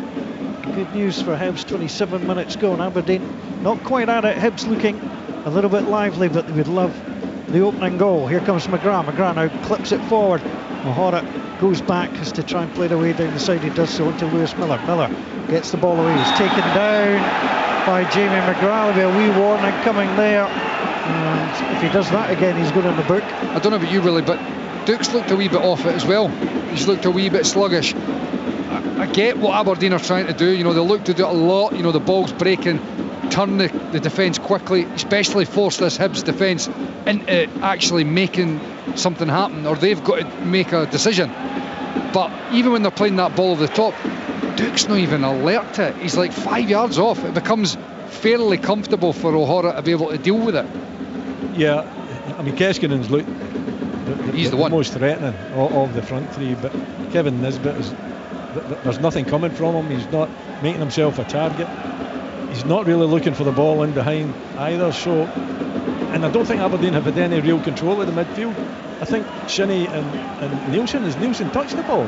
He hasn't had too many touches. Oh my word. Lovely ball through by McKenzie onto Duke. Hibs defence just parted for it. Duke with a chance to get it in. Lewis Miller. I mean, see, he's a full-back supposedly. He's playing as wing-back. The same principle applies. If you offer a country mile on the inside channel, guess what? The opposition are going to slide it in. And that's all it is. I mean, he basically dictates to Aberdeen what they should do there by stepping so far out and going touch tight on the on the shy line here. Corner kick worked in. The goalkeeper comes for it, doesn't get it, breaks off Miller, but it was a push. And that was away. And again, it's another goalkeeper coming, another goalkeeper flapping in the air and not getting it, but the whistle had gone. It's not a good night for goalkeepers, is it? I mean, I don't know. He didn't get a high five, though. He didn't get a high five, no. He didn't deserve one either, because again, he's not judged the flight of the ball. He's came out and, okay, there's a little push on him, but even without the push, I don't think he's getting it. How difficult is it really to go from the back two that Hibs have played for most of the season, all of a sudden to play at the back three, and that has a knock-on effect, as Michael was saying, on Lewis Miller. Don't ask me about a back three. You're the wrong person, although when I was manager I did play it. It didn't work then either. 0-0 BBC Radio Scotland, 30 minutes gone. All the action here at Easter Road. Opportunity for McKenzie over the halfway line. Oh, he was in. Dinked it forward straight off Miller's head. Jamie McGrath was in. Just didn't lift the ball enough. He didn't, the right-sided centre-half O'Hara was getting pulled into a wider area with Duke, and McGrath was making a run right through the heart of the defence. I don't think McKenzie needed to try to clip it over Lewis Miller's head. I think there was space for him just to slide it, actually just down the inside into McGrath's path on the deck. Jack Iredale has to take the ball and knock it out of play on that far side as Aberdeen push again down the right hand side. Last 10 years these sides have met 30 times in the league. Hibs successful on just 6 occasions. Aberdeen take 3 points 50% of the time. Shinnie plays the ball into the box. O'Hara will leave it for his goalkeeper, who yells, and he'll take a touch and roll the ball out onto Lewis Miller. Miller pursued by Duke, runs past the ball, runs Duke away, and Miller will gather inside his own half. O'Hara back to the goalkeeper once more. Jordan Smith listed at 6'1". See when wing backs and full backs get the ball and they're under no real pressure, honestly, for me, they're just so comfortable with passing responsibility on the defence, pass it back. There is nothing stopping full-backs and wing-backs on so many occasions that just opening your body slightly and try and hit somebody in an advanced midfield role or your striker. Go and play for there. You're literally on the side here. You know the game is all one way. It's not as if somebody's coming from behind you. Yo switches the play from left to right. Miller gets it outside the area, crosses in, breaks off McKenzie, goes behind him to have a fourth corner after 32 goalless minutes at Easter Road. You know what I mean in terms of no real pressure? You've got at least 3, 4, 5 yards. Just change your body angle. If you're to stand there and go, right, you've got a channel of 5 yards, there's 2 cones, try and hit the ball between it. You'll be able to do it every time. Try and do that into a striker's feet. It's responsibility, isn't it? It's actually taking that responsibility on board. Cadden plays it in, goalkeeper takes it at the edge of his 6-yard box, gathers, pushes away Kaharovic, who bumps into him. That's due a high five. Well, he didn't get one because he's got both hands on the ball. So you only get a high five when you don't actually take the cross. You get a mental high five when you catch it. Here's Duke gathering over the halfway line, lays the ball back onto McGrath. McGrath gets away from Triantis, played out wide onto McKenzie. Miller tries to close him down, slides to the ground, knocks the ball out of play as McKenzie tried to take it past him, throw into Aberdeen. It's a bit of spell from Aberdeen though, isn't it? It's really the first time, but 33 in the clock that they've actually made an impression on the home team. Hibs have fallen out a little bit. Aberdeen have taken a little bit of control, but it's only been for a short space of time. From Aberdeen, 5 or 6 yards from the corner flag on the left-hand side.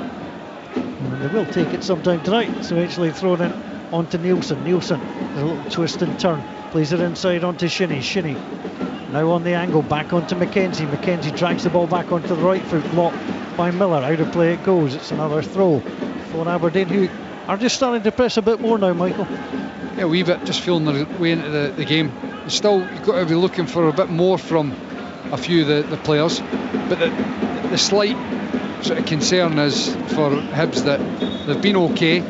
It's 0-0, and you get a sense of Aberdeen just starting to make and feel their way into the game here. I've no idea what's happened to Lewis Miller here. He just dived and headed the ball. I'm not sure how he's landed on his himself. He's landed on his right arm. He is refusing to move that right arm. It's not moved at all in the last 20 seconds, and you just wonder if he's done damage to the wrist. Immediately Hibs, I think, send out Chris Cadden to warm up. Hibs physios are there now.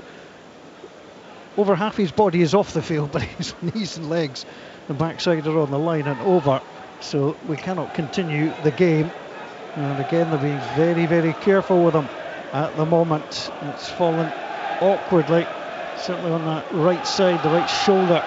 They're just paying some attention to now at the moment. He's slowly getting back to his feet and trying to stretch up. The referee will check him. They're now checking the elbow and the wrist as well.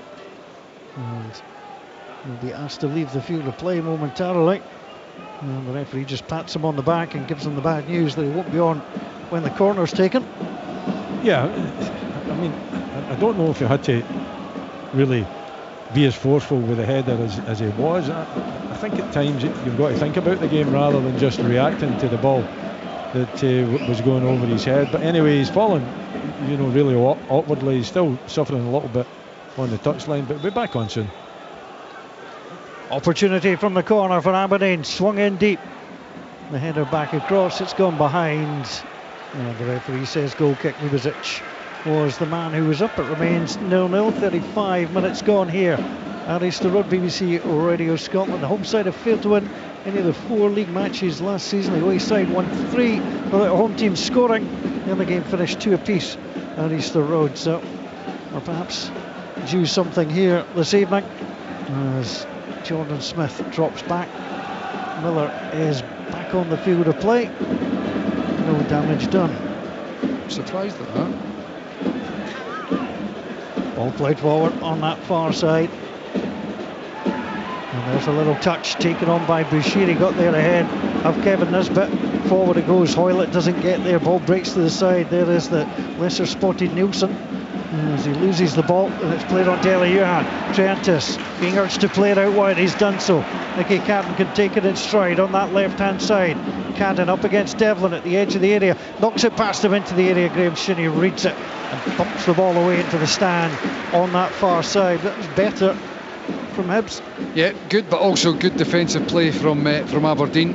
Nicky Devlin would have been there or thereabouts when he got nutmegged, trying to win the ball back, but didn't need to be because his captain recognised the danger, filled across, plugged the gap and cleared the ball. Aberdeen have won it. Keskinen in the midfield gets away from 2, still going, being pursued by Triantis, gets the ball away, although he somehow gets it himself. He's going to try and take on Jack Iredale. He's quick. Yep. Iredale's quick. That's a couple of times he's been able to sort of match the run for Keskinen, and it's another moment where you're saying from Kevin Nisbet, run, stretch the game. Keskinen picks the ball up and instantly he wants to go and commit the opposition. As long as he holds that line, he's helping the defence because he's running into bodies. If he's got an out ball where he can just slip it past the back defender, knowing that his teammate's running onto it, or if somebody drops off with the run of Nisbet, it means there's more space for him to run into. But he's continually just sort of holding that line. It's too easy. It's too easy for the defenders to mark him. He's not causing them a problem. They don't have to think too much about Kevin Nisbet. They have to worry about Keskinen's pace, that's for sure. But Iredale was really quick there. I mean, you know, Keskinen get nowhere near him when he tried to take him on 1v1, but Nisbet just, he isn't doing it, is he? He isn't doing it in the first, and there hasn't been enough in the Hibs penalty box to give him a sniff. He's maybe had one, possibly two little opportunities in the box, but he just doesn't look fit for me. Doesn't look as though he's wanting to make these runs in behind, and that means Aberdeen are basically a man down. Here come Hibs, 35 yards from goal. Yuan on to Triantis. Triantis plays the ball out wide. There's Miller. Miller trying to gather. Back to Triantis. Sends it across looking for Cadden. Little head flick came in there by Devlin. Falls for Cadden. Works a little 1-2 at the edge of the area. Trying to take on Devlin. Devlin out with him down by the corner flag. Stops the ball from running out. Does Devlin tried to flick behind him. Ball goes out of play. It's a throw into Hibs, which they take quickly. And Joe Newell has it on that left hand side. Newell into the middle. Rubezic in the edge of the 6-yard box. Breaks down to Yuan. Yuan cuts inside. Tries the shot. Breaks off. Nielsen goes behind. It's another corner for Hibs. You just feel that Rubezic needs to clear that ball better. You know, I think he's got plenty of time to see the ball coming. The headers, you know, basically right down to Johan. He manages to create a little bit of space, gets the shot away, and you know, Nielsen is there. It's Nielsen that gets a block in on it, but better header required, I think, from the centre half. Corner kick from that left hand side. Opportunity to swing the ball in. Hoylett steps in, drills it in low. Duke with a header away that time. Back to the other number 11, Joe Newell, who rather whiffed at the shot. Aberdeen clear, but only as far as Cadden. Cadden plays it back out wide to the Canadian Hoylett. Hoylett ball on the right foot into the middle, headed down the middle. Joe Newell with a shot deflected and in! The Hibs captain puts Hibs ahead. It's a much needed goal for the men from Easter Road. It pinged off a couple of players en route to the back of the net. Joe Newell doesn't care. Hibs 1, Aberdeen 0. Well, talking before in terms of Hibs just needing to find a way to win the game, whether it's a deflection or whatever, it doesn't really matter. The result is what counts, and 5 minutes before half time, a perfect time for them to get themselves in front. They've been bright, you know, for large parts of the first half. They've looked to go and try and make things happen in the final third, and that was a couple of sort of waves of the attack there where Hibs were picking up second balls and keeping the pressure on. Aberdeen not able to really clear their lines, and that was a perfect example, dropping towards the edge of the box. Joe Newell had space to get it under control and get the strike away. They were late to close him down, and deflection. Mito's got no chance, sends them the wrong way. They deserve to be in the lead. Hibs have been the better side. Yep. They've been the more productive side. You know, they played the better football. They've had, you know, marginally the better opportunities, and for me it's two bad headers. It's Rubezic first and foremost, and then it's Mackenzie that heads it straight to Newell, and yeah, they get a little bit of good fortune, but they've probably had quite a bit of bad fortune so far this season, Hibs, as it flies into the back of the net after, I think it looks like two deflections off Aberdeen players. Yeah, I thought there was two. One of them certainly was Nicky Devlin, goalkeeper. Well, he could do nothing about it. He just pinged past them so quickly, and Hibs have the lead. Big questions, Aberdeen. You know, they've come away from Paisley with a defeat. They've not been at it so far in this first half. It's been sluggish from a number of players, and now Hibs have got something to hang on to here. They're at home. The crowd have got behind them because they've seen a little bit of urgency and a wee bit of desire for the performance. Aberdeen, they've got to come up with the answers now. They've been posed a few questions. Jimmy Teelan facing Hibs for the first time as the goalkeeper. That doesn't help. No. That does not help. Played back to him, took far too long. Well, Kevin Nisbet got on the end of it. He blocked that. He's been watching the Southampton goalkeeper. If you watched those goals against Liverpool, which were decidedly awful. He was on the bench watching his own keeper on Saturday. Yep, very much the same thing. Here's the opportunity now for Hibs. Eli Johan starts to move forward. Hibs opening the scoring for the sixth time in the Scottish Premiership this season. They've won one of the previous five.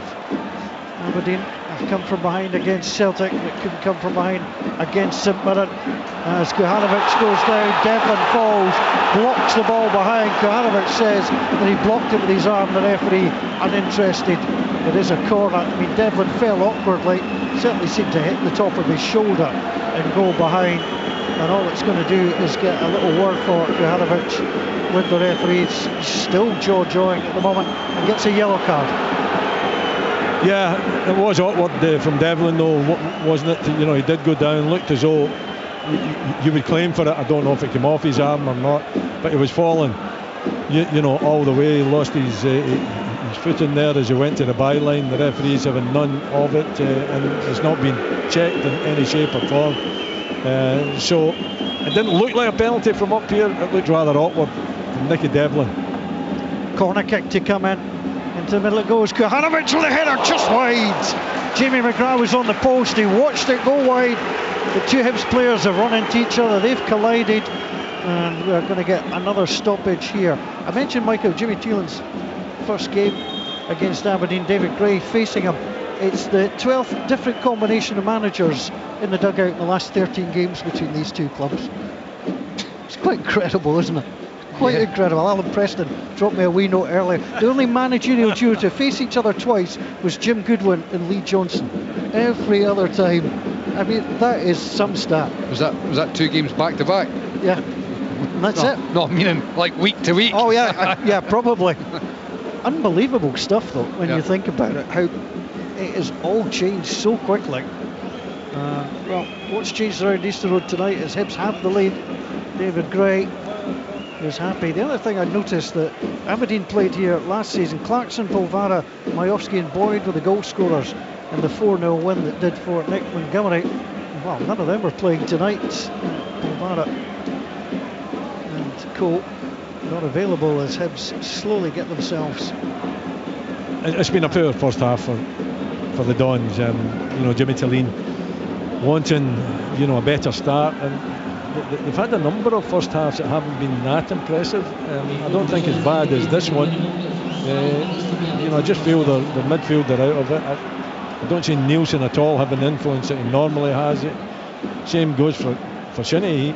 He's normally got much more energy in there. I just feel that Nisbet's done nothing up top, and Duke is rather anonymous so far. Hibs with the advantage at the moment, leading by 1-0. In 16 goals in the last 4 Scottish Premiership meetings in Easter Road, and Hibs have the opening goal here tonight. Came from Jonio. That's poor quality for Nielsen there. You know, he's trying to drop a ball over the top. Aberdeen, they need to get back to basics. The full-backs are their out ball. That's where they've got space to start to build and commit players. They've got overloads in the wide areas. They've got 2v1s. You've got Duke and Mackenzie here against Lewis Miller. They've been trying to play these balls over the top far too often. They started the game doing it, understandable, and they had a little bit of joy with it. Stretch the game, get your ball players in the middle of the park on the ball. They need to stop and they need to start getting the ball played. It was an accident, that. Yeah, so Lewis Miller's gone through, Jack Mackenzie's gone down, he's slid, he's won the ball, and he has caught a boot possibly just above the eye. It was a complete accident. I don't think anybody thinks otherwise. Well, the referee does. That looked accidental to me, Michael, but the referee's shown the yellow card. Well, I said it at the time. I mean, it's unfortunate. Jack Mackenzie was sliding in. Lewis Miller was trying to jump over, and his boots accidentally caught Mackenzie. Yeah, it's a poor decision. Yeah. Look, you can give the free kick without having to produce a yellow card there. It was an accident. Okay, it's a foul. No need for the yellow card. David Gray's going to get booked as well. He was yelling at Ross Hardy. Callum Scott now calls him over, and the card comes out. Often think when you're one of the younger referees, you're trying to make a mark, you're being watched very closely, but a quiet word there surely would have been enough for David Gray. No, it's been pointed out by, you know, the fourth official, isn't it? Yeah, Ross Hardy. I mean, he shouldn't. I think you've got to take the pressure that David Gray is. Yeah. I don't know what he said down there, but it didn't look, and it was a wrong decision by the referee as well. We all know that it was a wrong decision, so just calm it down. Just to a certain extent, David. Just ignore it. Yeah. You know what I mean? Turn around and say, have a quiet word with David Gray yourself. You didn't need to be getting the referee involved. But on the whole, I think Callum Scott's been alright. I think the ref's done fine. That was the wrong decision, but his fourth official didn't help him. Sometimes fourth officials are actually, the mere fact they're there is antagonistic. Yeah, they are pretty close. I mean, the conversation continues between them as Mackenzie plays the ball over the halfway line, picked up by Kevin Nisbet quite fortunate to get that ball back, but he did so, and it breaks off Triantis through onto Duke. Duke trying to go into the area. Duke plays it across. Nobody waiting in an Aberdeen jersey. It's headed away by Iredale, and it's just not clear by Triantis. A little bit of panic at the Hibs rear guard on that occasion. Well, I think it's understandable, isn't it? At this stage of the first half, they're seeing, they're one goal up. They want to get in at half time as well, and Aberdeen are putting the pressure on. McGrath to Mackenzie. Miller went down, he slid, and the ball hit his arm. Mackenzie then was complaining and trying to appeal for a free kick, didn't get one. But Hoylett's given the ball away, straight on to Mackenzie. Mackenzie into the middle, the header! And Nisbet into good position. Bashiri couldn't get up, straight at the goalkeeper in the end. There was no power on the cross, he had to transfer it himself, but straight at the goalkeeper. Yep. I'm surprised he was able to, it's not great defending. You could see what was happening, and he's able to get across the face of Bashiri, just not able to get enough power on it to trouble the goalkeeper. But that would have been a classic, Hibs end to the half. They get their noses in front, you think they're going 1-0 up, and at half time shoot themselves in the foot, but it didn't happen on this occasion. David Gray will be relieved, because I'm pretty sure as soon as he sees Junior Hoylett giving the ball away, it would have been that sinking feeling of, oh no again. Not under a great deal of pressure. He was trying to play football rather than drive the ball away. And now the opportunity for Jordan Smith, who is taking as much time as he can with this goal kick. And plus 5 additional minutes were announced from the last of those 5 as the ball gets played up towards the halfway line. Kuhanovic eased away, ball goes out of play. Referee happy that Kuhanovic wasn't fouled as Malloy throws the ball back to Mackenzie. Mackenzie throws the ball into Duke. Duke against Miller, lays the ball back onto McGrath. Not seen him in about the last 10-12 minutes. Jamie McGrath lays the ball back onto Nielsen. Nielsen trying to step forward inside his opponent's half. But a half-time whistle goes at Easter Road. Well, a bright start from Aberdeen gave way to some Hibs dominance. Aberdeen then snuck back into the game, but it was Joe Newell with a deflected effort from distance that flew the ball past Dimitar Mitov to give Hibs the lead at half-time. At Easter Road, Hibernian 1, Aberdeen 0. Hibernian versus Aberdeen in the Scottish Premiership, live on Sports Sound from BBC Radio Scotland. Join me, Billy Sloan, for a special with The Edge from U2. I've no intention of retiring. Music is kind of my recreation. I do it for fun.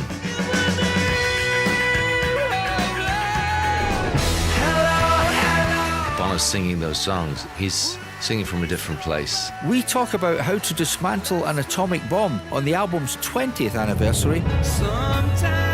He went, well, you know what? The problem is your chorus. Your chorus isn't working. And their mega concerts in Las Vegas.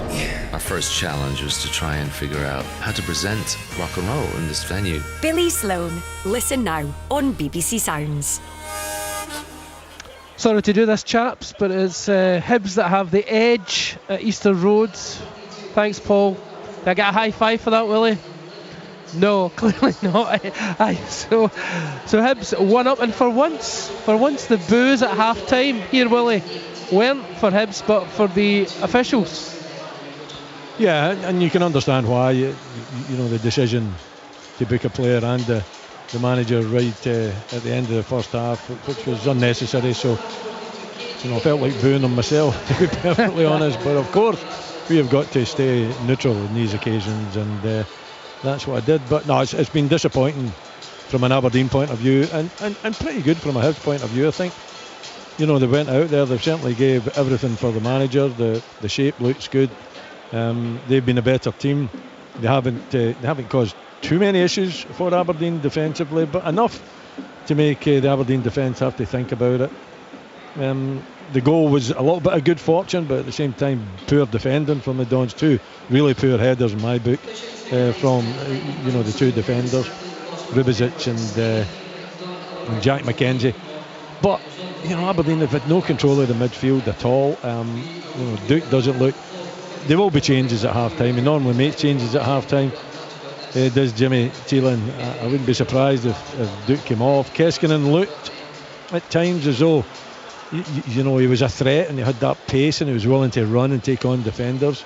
but he hasn't had any help up front because Duke's done very little, and for me, Nisbet just looks just off the pace. He doesn't look as though he's a player that wants to make the runs that are required to be a threat in behind and get the central defenders tested. So from an Aberdeen point of view, poor, but from his point of view, I think they've played well. They've showed a lot of energy. They've been thoughtful in their build-up at times as well, and they've got the all-important goal. Yeah, we were over the green, Michael, for Hibs. That I'm sure fans are all thinking this might be the moment. This might be the moment. Our fortunes are reversed.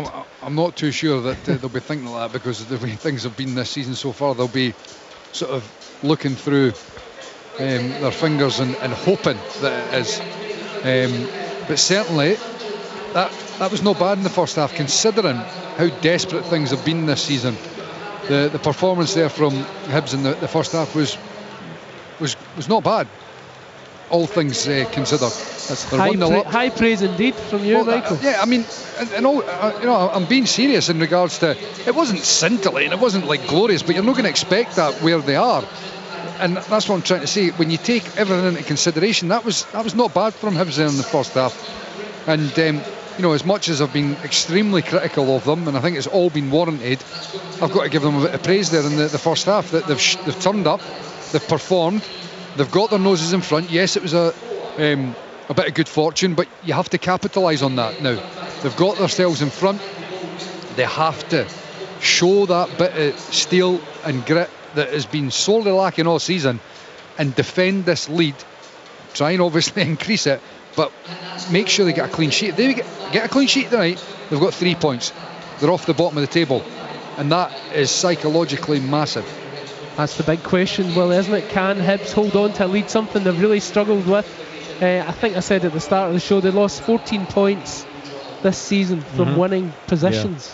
Yeah. It's concerning, and be in David Gray's mind, but he'll be happy with the first half performance, and I think that's all you can really focus on. He'll be asking for the same effort from his players, same energy from his players in the second half, and they've got the 5 defenders on there as well, we've got to remember. So it tends to be 3 centre back, 2, so it might be a little bit easier for them to defend that lead, and certainly David Gray will be hoping that that's the case.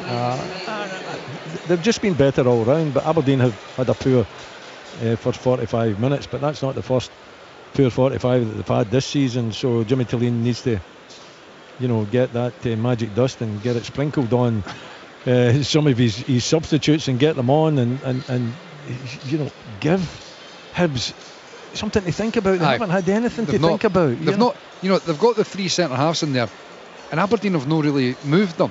And I don't mean in regards to turning them, because they've tried to do that plenty, but it's all well and good try to turn them. It's where you're playing those balls from, and it's ended up being deeper and deeper, and the balls they're trying to play are now just becoming like long balls that are being competed for. It's not really turning the opposition. And I keep going on about this, their full-backs are in acres of space, particularly down this left-hand side. That Jack McKenzie wants to go and attack, and he can link up with McGrath. Likes to play on that inside channel. I know he's playing as a 10, but he really likes to play on that inside left channel. You've got Duke as well, that's obviously directly in front of him here. You have got combinations to go and exploit down those wide areas. Keskinen, as we've already touched on, has been the main attacking threat. He's obviously on the other side.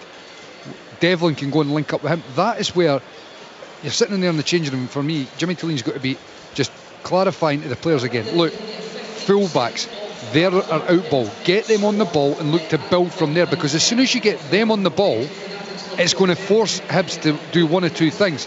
Either they need to step up and commit and engage the full-back, or they sit in that position and the full-backs can bomb forward and look to play little 1-2s in those pockets of space. Aberdeen don't need to start playing that longer ball. They're being pressed centrally by Hibs 2 centre forwards, Juhan and Kukarovic, and the midfield in behind with Hoylett and Triantis and Newell are trying to press. But all the space in the wide area, get it into the full-backs, look to build the game from there, and it means one of the Hibs players has to step out and engage the player. or they can bomb right forward up until the attacking third unopposed, as has happened on a couple of occasions. Well, there was one point, Willie, I thought it was just a matter of time before Aberdeen punished Hibs down this Aberdeen's left side, because Mackenzie was getting the ball into McGrath on a couple of occasions. He didn't really make the most of his efforts on goal, but I thought they were exploiting that well, and I thought it would yield results eventually, but it hasn't. No, it hasn't. Some of the balls from Mackenzie hasn't been good enough. A couple of them, yeah, very good. The one that he cut back to McGrath and had the shot, I think it was Bashiri that blocked it. I think you would like to see, from an Aberdeen point of view, you'd like to see Devlin doing more down the right hand side. I think Duke isn't doing enough. I just feel that if he's hanging in on that wide area, he's got to get the ball. You've got to get the ball out to him. And I don't think Aberdeen's had much control of the midfield. I think Shinnie and Nielsen have been poor tonight. Shinnie hasn't shown the energy that he normally does. Maybe the game coming too quick for him. He doesn't have that energy. And Nielsen the same. Nielsen has been rather anonymous, and the kind of feeding the ball from that area out to either the wide players or the full-backs has been pretty non-existent. Nisbet for me is not doing nearly enough. He's not causing a problem. If you're a central defender out there, and they've got three of them, remember, he's too easy to mark. Is he coming short? No. Is he going long? Not on too many occasions. Is he linking? Now and again, but that's not enough. That's not enough for your striker. And one time I thought, well, he might have made a difference was when he closed down Smith, the Hibs goalkeeper at that point. He showed a real turn of pace and desire then that kind of had been absent. But that's been it. That has been the only time that he's shown that energy and that pace, that drive and determination, for me anyway. He's got to do much more. If you're looking at a target man, then your main striker, your number 9, then he's got to be able to give the opposition defender something to think about, and he hasn't done that. He's got to play in the shoulders, he's got to look for the ball, he's got to demand the ball more as well. So Duke and Nisbet's been poor. The two midfield players haven't done. McGrath's been okay and Keskinen's been all right. Like to see more from Nicky Devlin. So it's just not been a performance of first 45 minutes that I'm sure Jimmy Delaney would be happy with. The Mitov's not looked very confident at crosses, Willie. No, don't start me again. Just calm down. I'm just winding him up. But Mikey, I noticed you said Eli Yuan wouldn't be in your Hibs, wouldn't be in your team. No. I've been impressed by him, and any time I come, mind you, it's usually when I come to see St Mirren playing against Hibs, and I see him in the starting lineup, always my heart sinks a wee bit, because I just think he's a bag of tricks and he can be dangerous. But you disagree. Yeah, I do. I mean, that first half performance from Eli Yuan, again, very much like Hibs. It wasn't incredible, scintillating, outstanding, but it was good. It was good, and all things considered, where they're coming from, that's why I'm saying well played. But that is all too infrequent.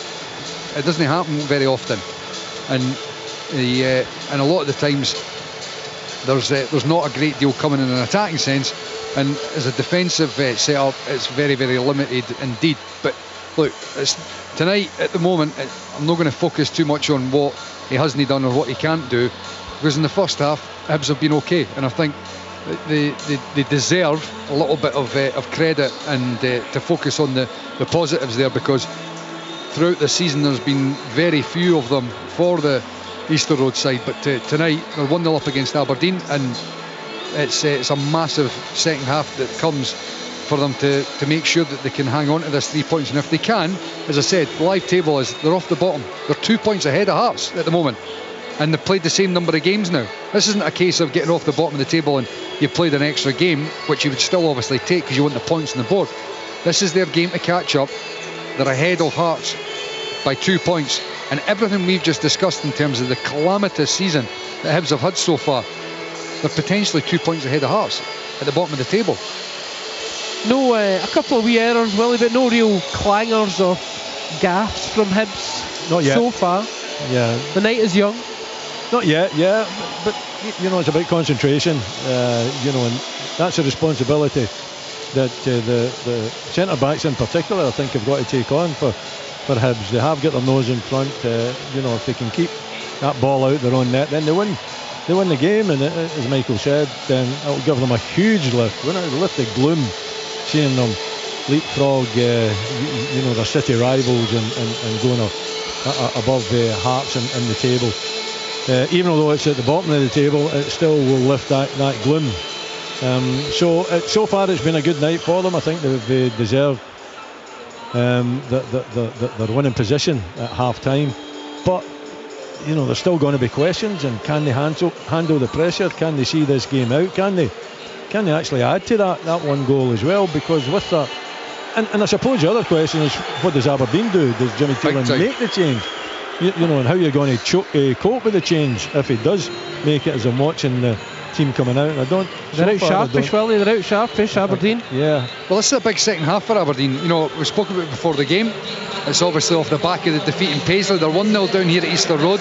They've got an away game at Tynecastle coming up on Sunday, followed up by Celtic at home. This is a big few games coming up for Aberdeen. And if they don't manage to turn it around here, you can get a sense that things start to feel like they're just slipping slightly. It looks like Nisbet's off, Willie. Yep. Nisbet and Clarkson's on. So it's not a recognised number 9 that Aberdeen will be playing with. I wonder whether they'll chuck Duke through the middle. I think that would be the natural. Yeah. McGrath going on the left and Clarkson is a 10. Yeah, he's done nothing in the wide area. I'll tell you what. For sure. I tell you what, Hibs not on the field yet. I'll just take. Oh, here they come now. Actually, here out come Hibs. Would you expect any changes there, Michael? No, I wouldn't have thought so. You know, obviously David Gray will be happy with what he saw in the first half. They're 1-0 up as well. Unless somebody's taking a knock, I wouldn't expect them to be making any changes at half time. All right, both sides on the pitch now, so I'll hand you back over to match commentator Paul Mitchell. So as it stands, Aberdeen would remain in second place. They've played one game more than Rangers with an 8-point advantage. They will be 3 points behind Celtic if things don't change tonight. Hibs would go above Hearts onto 11 points in 14 games, -9 the goal difference. Hearts -9 the goal difference on 9 points. Compared to last season, Aberdeen 18 points better off from the same stage last term. Compare that to Hearts, who finished third, who are currently 11 points worse off than they were at this stage. So Hibs with the opportunity to get themselves off the bottom of the table, a big 45 minutes ahead, and we're underway at the start of the second half. Hibs coming from right to left as we watch from Mainstand. Great vantage point here at Easter Road. Is a mistake. Plays the ball back into Ewan. Ewan gets the ball onto Hoylett. Hoylett's still here. Gets the chance. Blocked by Shinnie. Pulled back. Kohanovic, and chance for Newell. Hits the post. What an effort that was. Aberdeen were all over the place. Hibs started so quickly, but Joe Newell clipped the post. The goalkeeper is hurt. He is down. What a start, Willie Miller. Indeed, yeah. I mean, it's an electric start, and it all came from an error from Aberdeen, you know, allowing Hibs to have the possession. Hoylett couldn't get the strike in. In fact, I think he had 2, maybe even 3 efforts at it before it fell to Newell, and Hoylett didn't really show the composure that was required. I felt inside the box there. He kept swiping at the ball and he didn't really have it under control, but Newell certainly did. He just curled that left foot round it. It was unfortunate to see it coming off the post, but a really positive start from the home side. Well, exactly what Aberdeen don't need. You know, they're 1-0 down. We've just been talking about the questions that are being posed of them. It was a slow and slack opening there, and it just gives Hibs even more belief here. Makes Aberdeen's comeback all the more difficult when you're creating and having unforced errors like that. Well, that was almost a second for Joe Newell. The Hibs skipper has his side ahead as Kohanovic loses it out to Rubezic. Rubezic plays the ball back onto Mitov, who's stumbling backwards and plays the ball up towards the edge of the Triantis. Tries to get the ball away, does so. Sent out wide onto Lewis Miller. Miller onto Hoylett. Hoylett started the second half brightly. Pulls the ball back onto Miller. Miller into the middle. Shinnie got the header away. Just Kohanovic trying to chase. And Devlin's the player who comes away with it. And then he bundles into Joe Newell. He popped the brakes on.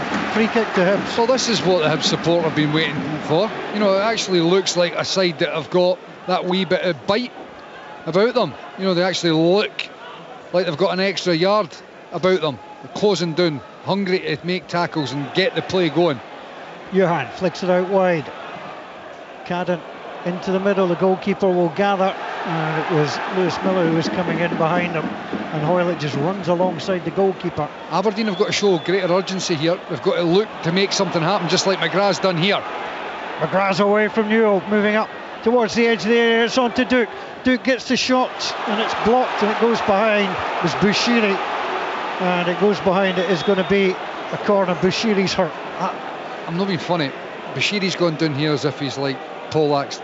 Mitov went down as if he had been shot.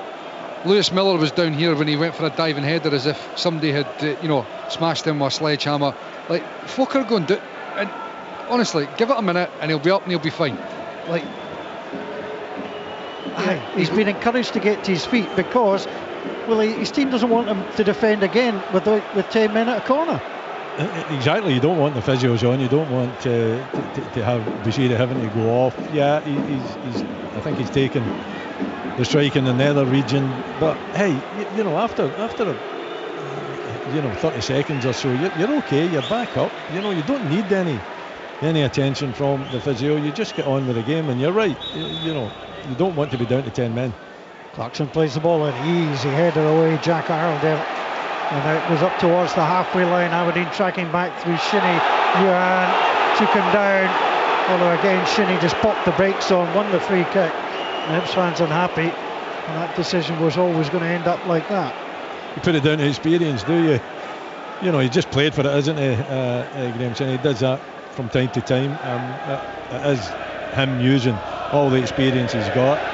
And Johan, not using whatever he's got in between his ears really there, because I think we could all see that that's what was going to happen.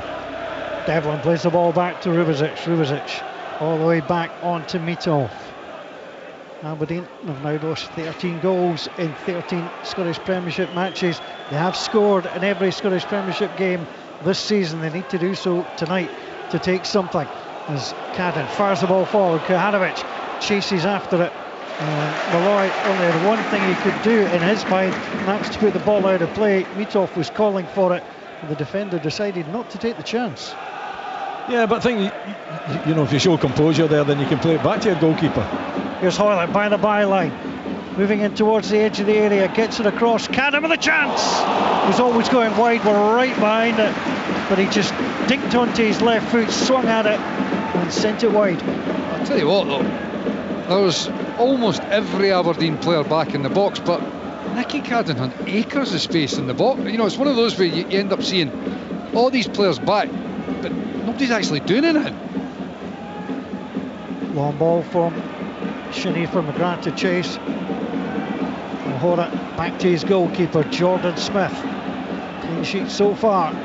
There's no doubt Hibs have rocked Aberdeen here. It's not quite what Hibs were expecting. As Clarkson plays it in the middle, they've stepped up a gear. They've looked good coming out at the start of the second half. And Aberdeen, having made one change at the break, may need to make another one or two. Here's Shinnie in the midfield for Aberdeen. Plays it across the centre circle inside his own half. Rubezic drops the ball down onto Devlin.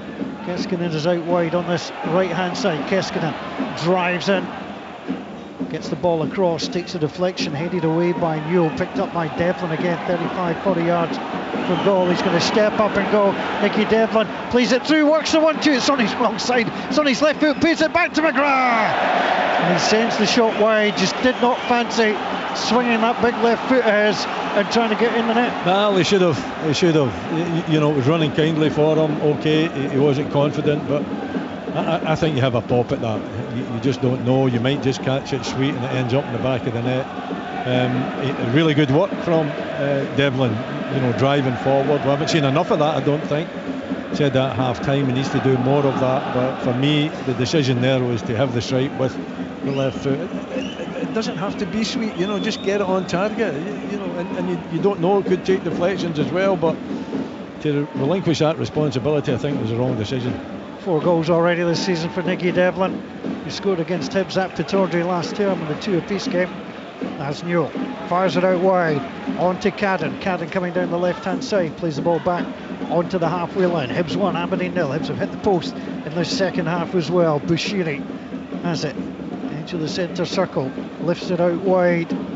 Header won by Cadden. Cadden played it forward. Malloy has to come across and knock the ball away. David Gray be very happy with what he's seen at the start of the second half. Yeah, definitely. But you know, the opening couple of minutes, it was very, very good from Hibs. But fair play to Aberdeen. There's been a little bit of a reaction here. You get the feeling that this is going to be a meaty second half.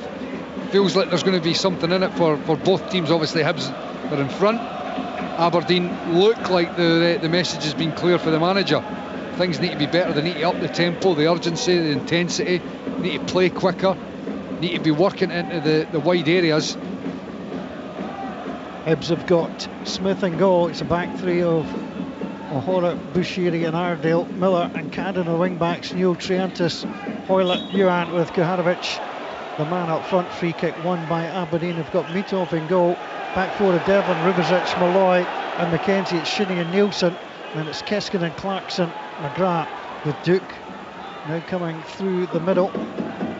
But see there, that's how you build the game. That's how you get Nielsen and Shinnie on the ball a bit more. You're working at the wide areas first. You can get the ball forward and then it can get popped back into the midfield. They can go out the other side or they can look to play forward as well. Ball played on the angle. And Keskinen tries to get in there, closes down Cadden. The ball is out of play. Down pitch side for us this evening is Brian McLaughlin. Yeah, the second change of the evening coming for Aberdeen. Jimmy Teeling not happy at all with the opening 6 or 7 minutes. So Topi Keskinen is coming off and he'll be replaced by number 20, Shayden Morris. Well, I'm surprised that Keskinen has been hooked so early in the second half. Well, I know he's obviously chucked Duke through the middle, but I'd even have been inclined to, if you're going to bring Morris on as well, I'd have maybe even thought about putting Keskinen through the middle perhaps. Well, Duke on his 100th appearance looking to make his mark. Jamie McGrath's looked a shadow of himself in the last 20 minutes of the match overall as the ball is wide onto Morris. First touch in the back heel from Duke. Second chance from Duke. Goal for Aberdeen. Comes from Jamie McGrath. It was played back to him. Hibs defenders on the ground. He swung his right foot at the ball. Drilled it into the corner. Hibs 1, Aberdeen 1. I'm sorry, it's quite incredible. Jimmy Teeling. He makes that change. Morris comes on. 2 touches he's had, maybe 3 because he took 2 touches and then he crossed it into the box. And you know, Duke's there with a little back heel and eventually it pops out and it ends up in the back of the net. But the substitutions that he makes, it just works. There's something about this first half of the season, whenever Teeling goes to the bench, makes that decision, it just happens.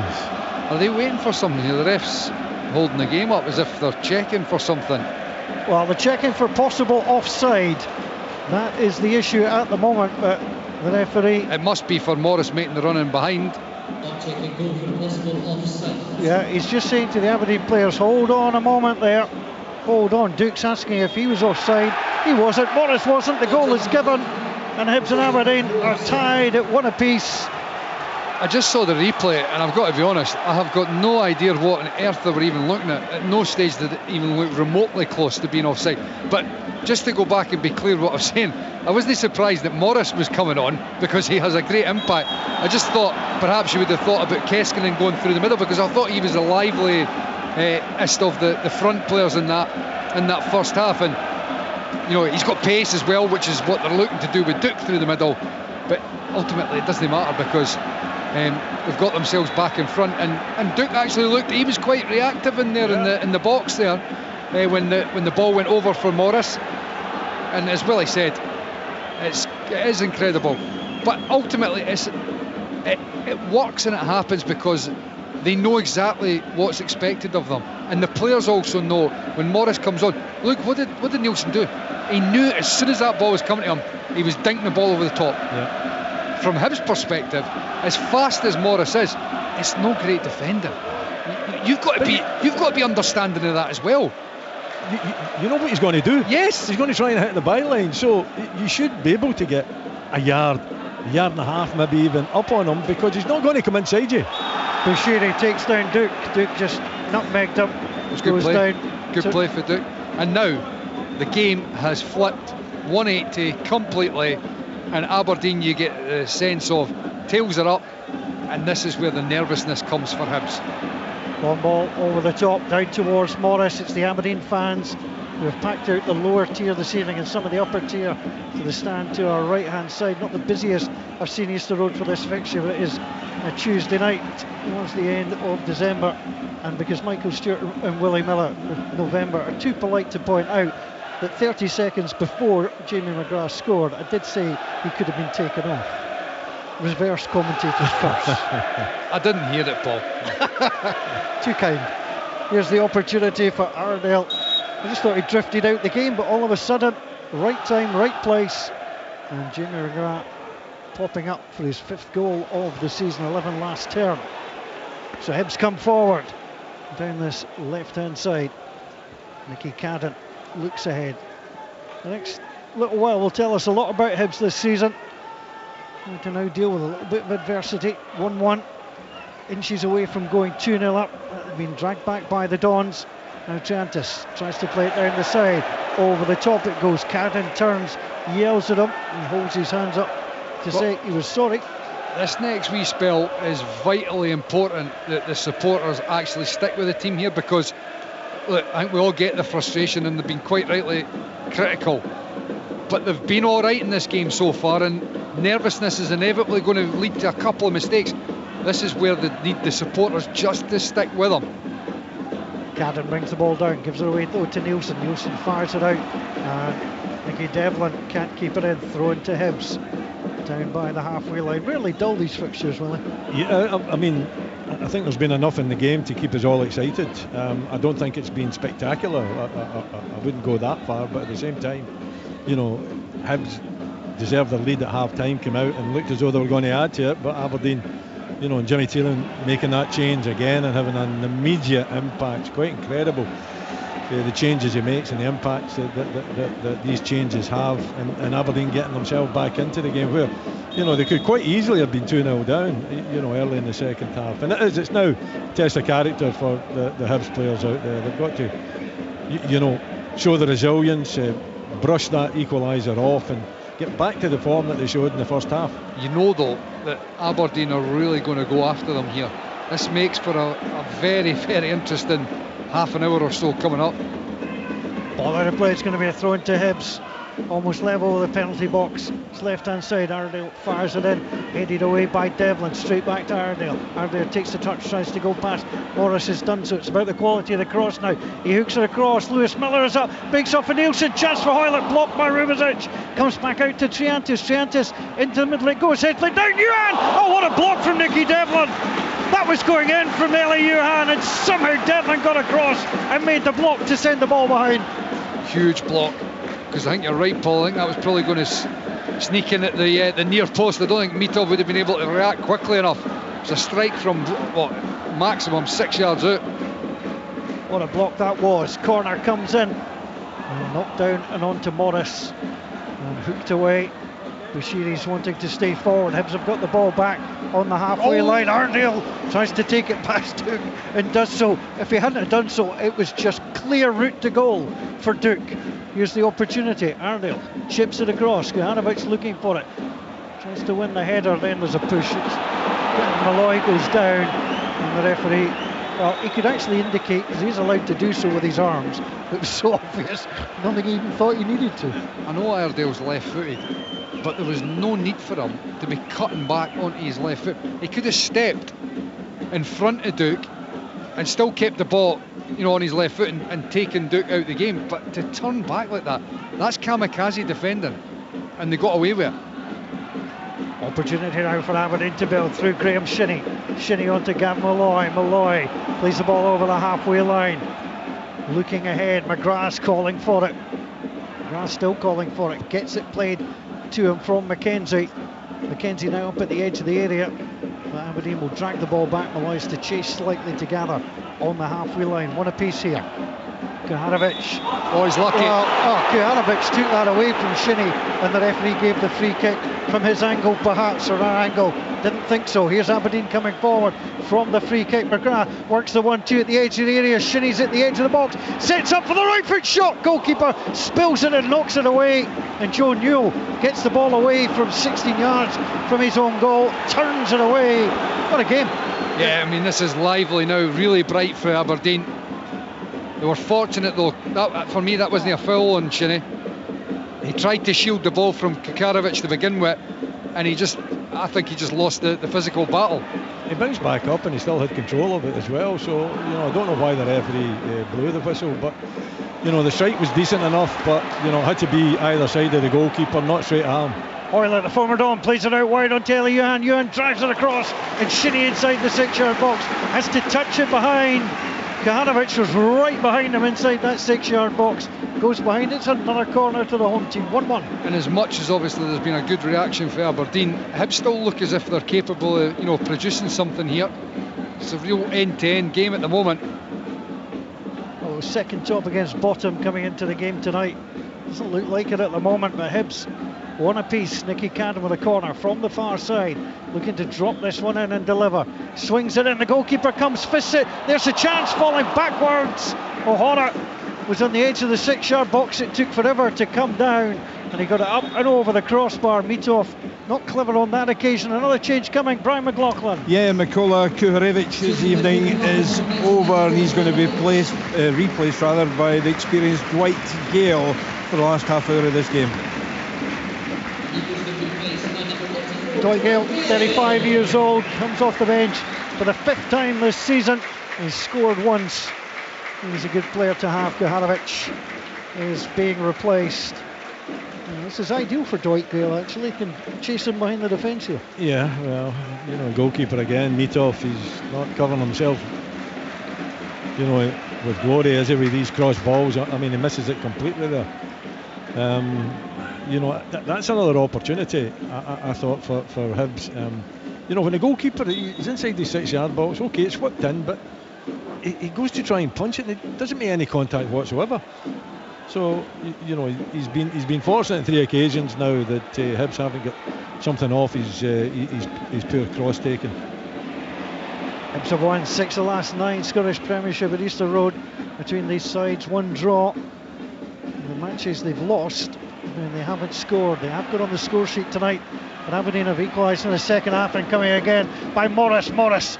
Terrorising Cadden, plays the ball into the middle. Jordan Smith will gather inside the 6-yard box, but Shayden Morris looks in the mood. Yeah, well, he's got that about him all season long. I just thought on that occasion, actually, Cadden had maybe just shown him the inside a little bit. He's won it again. Shayden Morris works the 1-2 with Duke. Cadden should get there ahead of him, put some pressure on him and knock the ball away. It's going to be a throw to Aberdeen by the corner flag. Listen, he's difficult to deal with. He has got pace, and even although at times I think defenders could read him a little bit better and know that he's going to try to hit that byline, it's still difficult with the pace that he's got. He is a real game changer. Plays it down onto Devlin. Devlin gets it in. Duke tried to shield it off to Clarkson, but Hibs escape. And Eli Yuan now on this left-hand side, driving forward against Rubezic. Forced back to the halfway line. Terrible ball on the inside. Clarkson wins it. Accidentally played it to Duke, and Duke gets it out wide onto Morris. Morris into the middle. But Shinnie could have put it past his own goalkeeper. Stretched and played it into the arms of the diving Jordan Smith. And Hibs, well, disaster averted there. There's been a couple of occasions where, we think about the one in the first half where Junior Hoylett gave it away down in the bottom corner, and you're thinking to yourself, heart and mouth stuff for the Hibs management team. That was most definitely another one of those occasions, but I think you said it and hit the nail on the head there, Paul. Danger averted.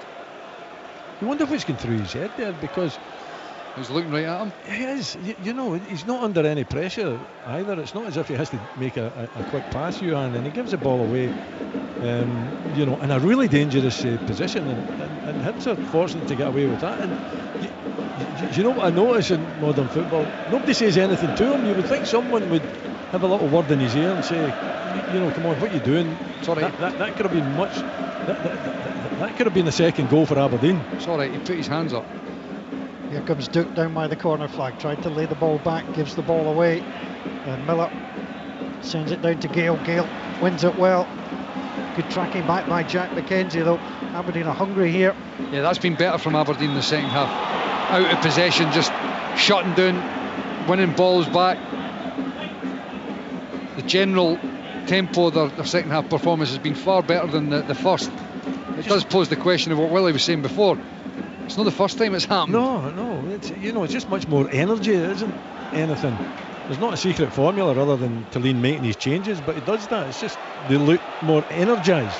Eliuhan leaves Rubezic for dead. Devlin comes in to try and help. Eliuhan still at the edge of the area, twisting to the left hand side, tries to get the ball across. It was never on, and Gavin Malloy plays it away. And that to me is a lot of Eliuhan. Gets himself a good position, works it well, and then can't find that finish. Yep. I mean, nobody's going to tell me that Shade Morris is quicker than Eliuhan. But you see the danger that Shade Morris creates every time he gets on the ball, because he gets it simple approach, and it causes chaos for the opposition. Shade Morris, it's his 19th appearance of the season. He only played for Aberdeen 19 times last season, so he's enjoying a much better spell with the Dons. You know, it's a huge strength as a player knowing what your own strengths are. You know, there's a lot of players, and Willie will tell you, you play it and you think to yourself, like, come on, do you know, like, go and do that. Do you not recognise that's what folk... Hoylett onto Miller, back into Hoylett in the area, came off Malloy's head. It was a shout for handball, didn't look like it. Hibs whipped that forward so quickly. Aberdeen now trying to respond. McGrath, the goal scorer, plays it to Clarkson. Clarkson steps away from Newell, plays the pass inside his own half onto Devlin, over the halfway line, onto Morris, trying to do what he's good at. Morris, two Hibs players on him, will pull it back onto Nicky Devlin. Duke wants it played into the middle, that's where he plays it. The header from O'Hara, and man goes down at the edge of the area. It was McGrath, there was nothing in that. Now it comes back onto Nielsen. Nielsen onto Devlin, didn't take on the shot with the left foot last time, so cuts inside on the left. Joe Newell said he played the ball. He is yelling at the referee. Nicky Devlin then, well, Jack Iredale has gone down. Nicky Devlin's in trouble here. If he made contact, Devlin is off. If Iredale didn't get any contact, then there's a problem with simulation. The referee is trying to separate the players at the edge of the area. I have to say, I'm not 100% sure. They will go to VAR to have a look at this one. The referee might have to make a call first. Well, I think my instinct is that he's made a complete melee of it, but it certainly doesn't look great when Nicky Devlin jumps up like that. I think it could be the classic, they'll both get a yellow card. Yes, the referee will tell him he's disappointed in both of them. Yeah, it was a silly reaction from Nicky Devlin, and Iredale, I thought, just overplayed it as well. You know, a bit of a pantomime, and it is the season for... Come on, ref, come on, he's having a wee word with him. Here we go, there it is, there it is. He's got in his hand, one, finish with you, and two. Well, we saw it coming, I think that was fair to say. And, well, probably more interesting now is the free kick at the edge of the box, which Hibs feel is a bad call. Do you know what? I can understand where they're coming from, because I think Nicky Devlin's cut inside. There's probably a bit of contact, but it's more just a collision between the two. I don't think Joe Newell's actually like put a leg out or pulled him down or anything like that. So I can understand where there's a bit of frustration there from Hibs. I thought Nicky Devlin could have just played a wee slide rule ball on that inside where he was. You know, he's inside the, you know, he's probably on the line with the edge of the D. I thought he could have just slipped that ball down the side of the defence, because I'm not sure who it was, whether it was Clarkson or somebody was on that inside channel, and I thought there was a wee bolt if he played there. Instead he tried to dink inside, and look, they've got a free kick in a very dangerous position though. Who gets it? Duke or Clarkson? Duke will want to hit it, one of them strange hits. What do you call it? There is a word for it, but can't think off the top of my head. Clarkson steps up first, goes for it, it's a good save from the goalkeeper, gets to the second attempt, but has only pushed the ball wide. Nicky Devlin is in there, Devlin plays it in, Duke goes up, great header away, Bushiri, and it's taken away by Ewan at the edge of the area. Oh, beautifully chips Clarkson. Hibs now on the counter-attack, and he somehow gets the break of the ball against Rubezic, doesn't against Malloy. Malloy sends it high in there, drops down to Jack Iredale. Iredale heads it forward, taken down by Duke. We have one heck of a contest. Stay with us here on BBC Radio Scotland. All the action from Easter Road. Here comes Shayden Morris driving again at the edge of the area. Morris trying to get past Iredale, going to the byline, chips it across. No Aberdeen player there. Brilliant ball across to Nielsen, drops it down onto Shinnie. Shinnie on the left foot, tries the shot, Newell with a block. Nielsen then plays it out wide. Here's Jack McKenzie. McKenzie up at the edge of the area, still going. McKenzie, the block comes in from Lewis Miller. What a match this is turning out to be. This is like a cup tie with like 5 minutes to go. It's usually better from an Aberdeen point of view, isn't it? And Morris again, what a threat. Iredale knows that he's gone down that line, and Iredale's quick too, and he was using his arms as well, trying to just hold him back, but Morris still gets to the byline. It's what you were saying before, Willie, where they know what they're trying to do, and it just shows you how difficult it is to actually stop it, because Iredale gave himself at least a yard, and there was probably only about 7 or 8 to the byline, and Morris still got past him. I mean, incredible. We know he's quick, but it's also right off the bat, that acceleration. Yeah. And he has that end product as well. He gets a little pat on the back of the head from Slobodan Rubezic. Hibs are going to make a double change soon, but the free kick's been won by Aberdeen in the midfield. Gale just pulled back Shinnie. Now the free kick into middle, it's deep. Rubezic goes up, the little head flick down. Hibs have swung over the ball, and Malloy was almost in there, and it was somehow cleared. Cadden got the ball and shouting at his teammates to get the ball away. He comes out to make sure the throw-in doesn't get taken quickly. You can feel the tension. It's incredible. From a Hibs point of view, you can feel the tension begin to build with the fans, the nervousness that are going around this stadium.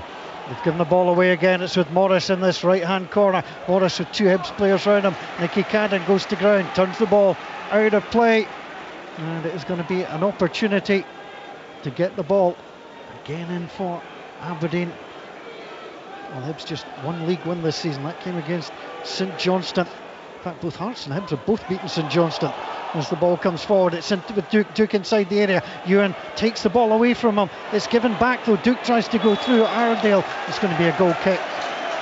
Well, it's fast, it's furious, and Brian McLaughlin can bring us the changes. It's going to be a little bit busy down here very shortly, Paul, because Junior Hoylett and Nectar Triantis are going to be replaced for Hibernian. Coming on will be Chris Cadden and number 18 Kwan, who's on loan from Celtic. Aberdeen also looking to potentially make a change. It looks as if Esther Sokler is getting ready at the moment, but I'll come back to you very shortly with that change. Thanks, Brian. It was Josh Campbell that came on, by the way. Josh Campbell. Josh Campbell is on. It's 32. I think the board actually put on the wrong number, so it is Josh Campbell that is on the field of play. So an opportunity in the last 15 minutes for Aberdeen and Hibs to try and find a winner here. Certainly been an entertaining evening. And as the ball gets played away by McKenzie, Bushiri slides inside his own half, sends it up. Touch came in for Gale, drops down onto McGrath. McGrath lays it back to McKenzie. McKenzie spars it forward towards Duke. Bushiri wins the header, straight down to Morris on the centre circle. Brings the ball down well, clips it out onto the near side, onto Devlin. Devlin now trying to get away from Campbell. He's done so, he's in the area, plays it forward looking for Duke. And it's Joe Newell sliding in at the edge of the 6-yard box to turn it behind Aberdeen corner. Great play for Nicky Devlin, Campbell looked as though he was treading water there as Devlin went by him down that right hand side, and a dangerous ball, just towards the near post. So a lot of pace down this right hand side from both the fullback and the wide player. Graham Shinnie taking the corner this time, swings the ball in, the goalkeeper comes for it, fists it, doesn't get there, chip is in, it's in! It's a simple goal. Nicky Devlin gets the goal. What on earth was Jordan Smith doing? He came for a ball that his defenders should have had. He left his net unguarded, and Aberdeen made them pay. Hibs 1, Aberdeen 2. No, goalkeeper's got to take it, isn't he? Again, it's quite a simple cross into the box. It shouldn't really be testing him. He gets very little on it. Does get a glove on it, but all he does is pop it down in front of Nicky Devlin. Good finish by Devlin, though. Aye. Very calm and cool, little lob over the top, and it nestles in the back of the net, but poor goalkeeping. Recruitment, Paul. Recruitment. Yeah. You can go and talk about, and I said it before the game, you can shuffle the deck and you can play these other players and you can hope for something. That's not good enough. Plain and simple. And it's the reason why he's probably not been starting games previously. Josip Bursic isn't good enough. Jordan Smith has just shown himself to be no good enough. It's simple as that. That is horrific. It's absolutely horrific. And they're now 2-1 down. Aberdeen have got their tails up, and the performance has actually been no bad for Hibs. On the whole, no amazing, but it's been alright. And now they find themselves 2-1 down, and Aberdeen are a machine now. Well, they're flying. Here comes Morris. Morris goes in at the edge of the area, slides down. Bushiri then took him down as well. He went down to the ground, sliding, the both of them, and then Bushiri got the ball away. Josh Campbell sliding in, can't get the ball. Duke has it and lays the ball back onto Nicky Devlin. Nicky Devlin, 5 goals this term. It's his best goal scoring season for Aberdeen. This is second season, 4 last term. Hibs trying to find a spark again. Here comes Lewis Miller, the Australian. Eliuran on his outside. Joe Newell coming as well. Out wide it goes. Ball into the middle. It's a great ball across. A chance off the bar from Cannon. Back to Campbell. On to Eliuran. That could be a penalty. Might have been a hand in there as well. The ball goes wide. Wow. That was incredible. Nicky Cannon hits the bar. Unbelievable. I mean, it's 100 miles an hour. Folk clattering into each other. The ball's spinning out into dangerous positions. I think it was Kwon who put the ball in. A really good ball, by the way. It looked as if Nicky Devlin had incredibly dealt with it, but still presented an opportunity for Nicky Cadden. Yeah, they're looking at something, but I would be astonished if they gave anything, because whoever it was is standing less than a yard away from the ball. And they've drilled at him. Yes. You know, even if it has hit an arm, you would think no penalty. Yeah, it's play on. No penalty. There's the answer. And it's impossible. Obviously, you got a feeling there was something there, Paul. You see that in live play, it's impossible to say whether it did hit the hand or no. But I'm telling you, just instinctively, even if it does, I'm thinking there's nothing in it. You know, you can't give penalties when there's things that are so close like that. By the way, Duke's actually done well since he's gone through the middle, isn't he? He's looked much better. He has looked better, and I was calling for him to get hooked. he's a handful. He uses his body really well, I think, you know, his strength. And now he's getting hooked. Now he's getting hooked. Let's go pitch he's run his race. Brian McLaughlin is there, the latest change. Yeah, it is going to be Duke coming off, and it is going to be Esther Sockler coming on. I did have a look at that penalty claim, by the way. It was a shot from Josh Campbell. It did come up. It hit the body first of all of Graham Shinney, but then caught him on his left elbow. But no penalty awarded. Absolutely not. The correct decision by the officials. Thanks, Brian. Well, Hibs 1, Aberdeen 2. If you're just joining us here, 11 minutes to play. BBC Radio Scotland. I'm Paul Mitchell alongside me, Willie Miller, Michael Stewart, Brian McLaughlin, pitch side, David Curry, guiding us all through this one this evening. See if Aberdeen see this game out and win 2-1 or win 3-1 or just win the game. You've got to say they are the real deal.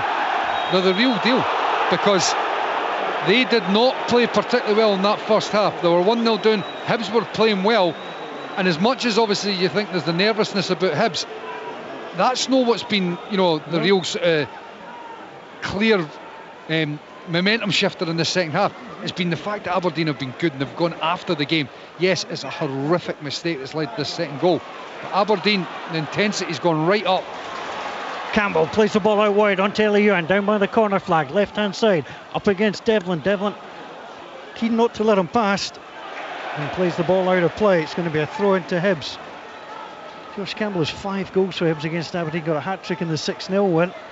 And it's now Ardale, plays the ball into the middle. Rubizic plays the ball away, and for David Gray, if this does stay as it is, be another tale of an individual error, something really a manager can't do much about. That has cost him as Devlin slides. I think he might be hurt as well as he slid and knocked the ball out of play, and he remains on his haunches as the referee comes over. But Nicky Devlin indicated he knew immediately that he had a problem.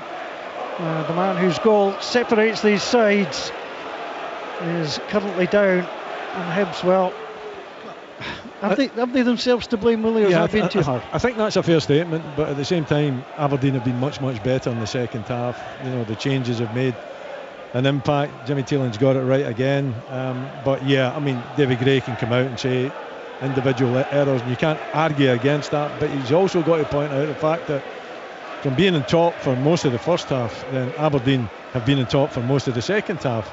and and they've scored the crucial goals, irrespective of how the goals have came. And it's just it looks as though they're going to be rooted at the bottom of the table after this 90 plus minutes. And yes, individual error, but at the same time Aberdeen have been much better. That's a symptom of their season, actually. Their second half's been much better than their first. Devlin's off here. Yeah, Aberdeen are going to make a change. Brian McLaughlin. Yeah, Nicky Devlin, he may be the hero for Aberdeen, but it looks like the change is going to be made, and it's going to be Jack Milne coming on. Throw in taken. Hibs 1, Aberdeen 2. Hibs have to come back to come forward. Here's Nicky Cadden, who hit the bar. Plays the ball into the middle. It wasn't too bad. It breaks almost for Miller, who tries to get his body out of the way because he thinks that's a corner, and he's absolutely right. Corner kick to Hibs. Aberdeen need to get Jack Milne on here. That's him. Why is he getting pulled back? Well, he was started to go on. All right, yeah, flash these. Get the studs checked. Flash these studs, yeah. Yep, there you go. Have you ever seen anyone get pulled? Hold on, go and change them. Yeah, off you go. Here's the corner kick for Hibs. Time ticking away. 38 minutes gone in the second half. Cadden trying to swing this ball in. Campbell up at the edge of the area. Mahora is there. He splits, comes out wide, ball into middle. Elian with a header. Elian with a header over the top. Nicky Cadden's deliveries have been good so far in this game, whether it's been from open play or corners. Generally, his delivery's been pretty good. But you go back to who to blame or whatever. I mean, fundamentally, Aberdeen have been far better in the second half. But you cannot ignore the fact Hibs. I mean, honestly, the mistake. They're not even mistakes you can go, oh well, that happens sometimes. These are calamitous. I mean, just amateur stuff. And you know what the thing is? There's a sense of inevitability with them as well. Yeah. Brian McLaughlin, Hibs gambling now, making another change. They certainly are, yeah. Jack Iredale, the defender, coming off, and the player coming on. He's been the hero on so many occasions for Hibernian. Can he do it again tonight? There's number 10, Martin Boyle. 6 goals against Aberdeen since December 2019. Martin Boyle hasn't scored in his last 6 matches though, but he's off the bench tonight as Bushiri plays the ball over the halfway line. Malloy returns it, picked up by Elian on the halfway line, spins it forward onto Boyle. Boyle tried to play it through to Dwight Gale. Dwight Gale thought he was offside, and the ball runs all the way through to Dimitar Mitov. Not sure if he would have been, to be honest. It would have been a tight call, right enough, but he just gave up the ghost. Quans one in the midfield onto Campbell. Campbell tried the shot, he was blocked by 2 Aberdeen players. The ball gets played back to Mitov. Mitov launches it long, and underneath that is Lewis Miller. I get the feeling that Aberdeen just need to manage the game a bit better here. That they obviously want to go and still attack, but they don't need to force those passes as much. Nielsen's deep in his own half. He's trying to slide the ball forward there through the eye of a needle. They didn't need to do that. You don't need to do that. Long ball played forward by Hibs. Mitov gathers. Aberdeen, who defeated Dundee by 4-1 in the previous 6 Scottish Premiership wins before that, were all by a single goal. They lead by a single goal tonight. Hibs certainly much better than they were on the weekend where they lost to Dundee. 15,845. I think that might go into the banner of creative accounting as the ball gets played forward. Please don't write to me, I'm just being honest. There's not nearly 16,000 people inside this stadium. No, definitely not. Aberdeen have brought down a decent travelling support, but the home fans is very sparse in both stands actually that we're facing. So no, can't believe that figure, that's for sure. But you can understand that as well, can't you? The way the season has gone for Hibs. You can only ask the fans to give so much, and they're not getting enough from the pitch, I don't think. And even tonight, they've again somehow managed to throw that lead away and allow Aberdeen to go in and looking like they're going to see this one out. Well, it's a big.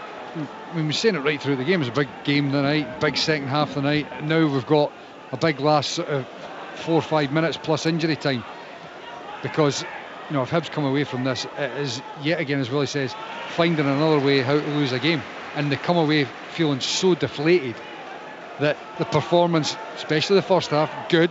Second half, it's not bad, but they're coming away with a defeat potentially. We said at half time, all you need to do, concentrate on keeping a clean sheet. They concede the first one, okay, but you look at the second. I mean, Yeah, goalkeeper simply has to do better. Hibs no wins in the last 4 at Easter Road. They're currently sitting on 8 points. And well, that solitary win coming against St Johnstone. They've taken 3 points of a possible last 24. As the Aberdeen fans have a little go at Jordan Smith, just make him feel welcome. Where Aberdeen, well, 19 points in the last 8 Premiership matches. They have been on form, couldn't find a way past St Mirren, but they'd love to get back on track tonight. They're doing so. They're leading by 2-1. Here's McGrath on the halfway line. Got the ball played back by Sockler. Advances, turns, plays it back on to Clarkson. Clarkson opens it up. That's what I'm talking about, controlling the game. Few passes, stretch it out the other side. Wait until Wait until you've opened the side up, then you can try and drive forward. Morris and Mill. Morris plays the ball across, just couldn't wrap his foot round it. And Mill goes through. 22, Jack Mill. And off the bench this season for the 6th time, just couldn't wrap his foot round it as he wanted. I'm just thinking, if Hibs do end up losing this game, what does David Gray do? I'm looking away at Motherwell at the weekend. What does he do in goals? Yeah, seriously. Well, it's a toss-up for me. Penny for his thought. Yeah, but it's a toss-up. You're putting either one in, you're going like, what am I getting here? And then 2 away games, Motherwell followed by Celtic. Yeah, it doesn't get easier. They then got a home game on the 14th of December against Ross County. County, the only team in the Scottish Premiership to have drawn more games than Hibs this season. Hibs would have settled for a draw at 1 apiece, having been then pinned back by Aberdeen, but they conceded that second goal, and now they're trying to move forward. Hibs, but again, Kwon not getting the ball where he wanted it, and it was easily knocked forward by McGrath. Jordan Smith tries to play this forward. A minute or so to play at Easter Road, then there'll be stoppage time, and Aberdeen led by 2-1. There'll be, I think, 6 minutes of additional time. Yeah, a fair bit, injuries and substitutions as well, so you would expect 5 or 6 minutes to be added on. A couple of VAR checks. Ball played on the inside by Shinnie. Newell almost got there, but it's picked up by Clarkson. Clarkson plays it through. Cadden got back to stop Morris, and he'll now try and turn and build the attack. Nicky Cadden plays it out wide onto Eli Johan, but easily read by young Jack Mill. Knocked the ball out of play. Still feels like a bit of an edgy, shaky game. I mean, still doesn't feel to me like Aberdeen have got complete control of this. Well, Hibs have struck woodwork on a couple of occasions. They will get another chance. Here comes Eli Johan. Johan thought about the cross. Twist, turns, gets away again from Mill. Plays it into the middle, missed by 3. And it comes outside the box, almost fell to Boyle. Lewis Miller is there. Out wide onto Martin Boyle. Right hand side, deflected corner to Hibs as we enter the final few seconds of the 90. Hibs pushing for an equaliser. Yeah, Johan doing really well down the left hand side. A little bit of body movement, some twisting and turning, and putting a very decent cross, low cross. And that could easily end up in the back of the net. What, the 3 Hibs players there, 3 green jerseys, but unfortunately for Hibs, not falling to any of them. Cadden plays the ball into the middle. Good header away by Jack Milne up to the edge of the area. Duke was there, come back out onto Cadden, but he can't get there. McKenzie will hook the ball away. Kwon watches it, brings the ball down onto Miller. Miller takes a touch. Did he go down with foul? Yes, he did. I thought it. The referee just seemed to take a beat. Free kick. Shinnie's not really complaining too much, but gives me the feeling that he probably did catch him. He did. I think he just went in late, didn't he? And he kind of dragged the legs away from, was it Miller? Yeah. So it's a free kick and a dangerous position. And Cadden, as I said before, with his left foot, his delivery's been very good.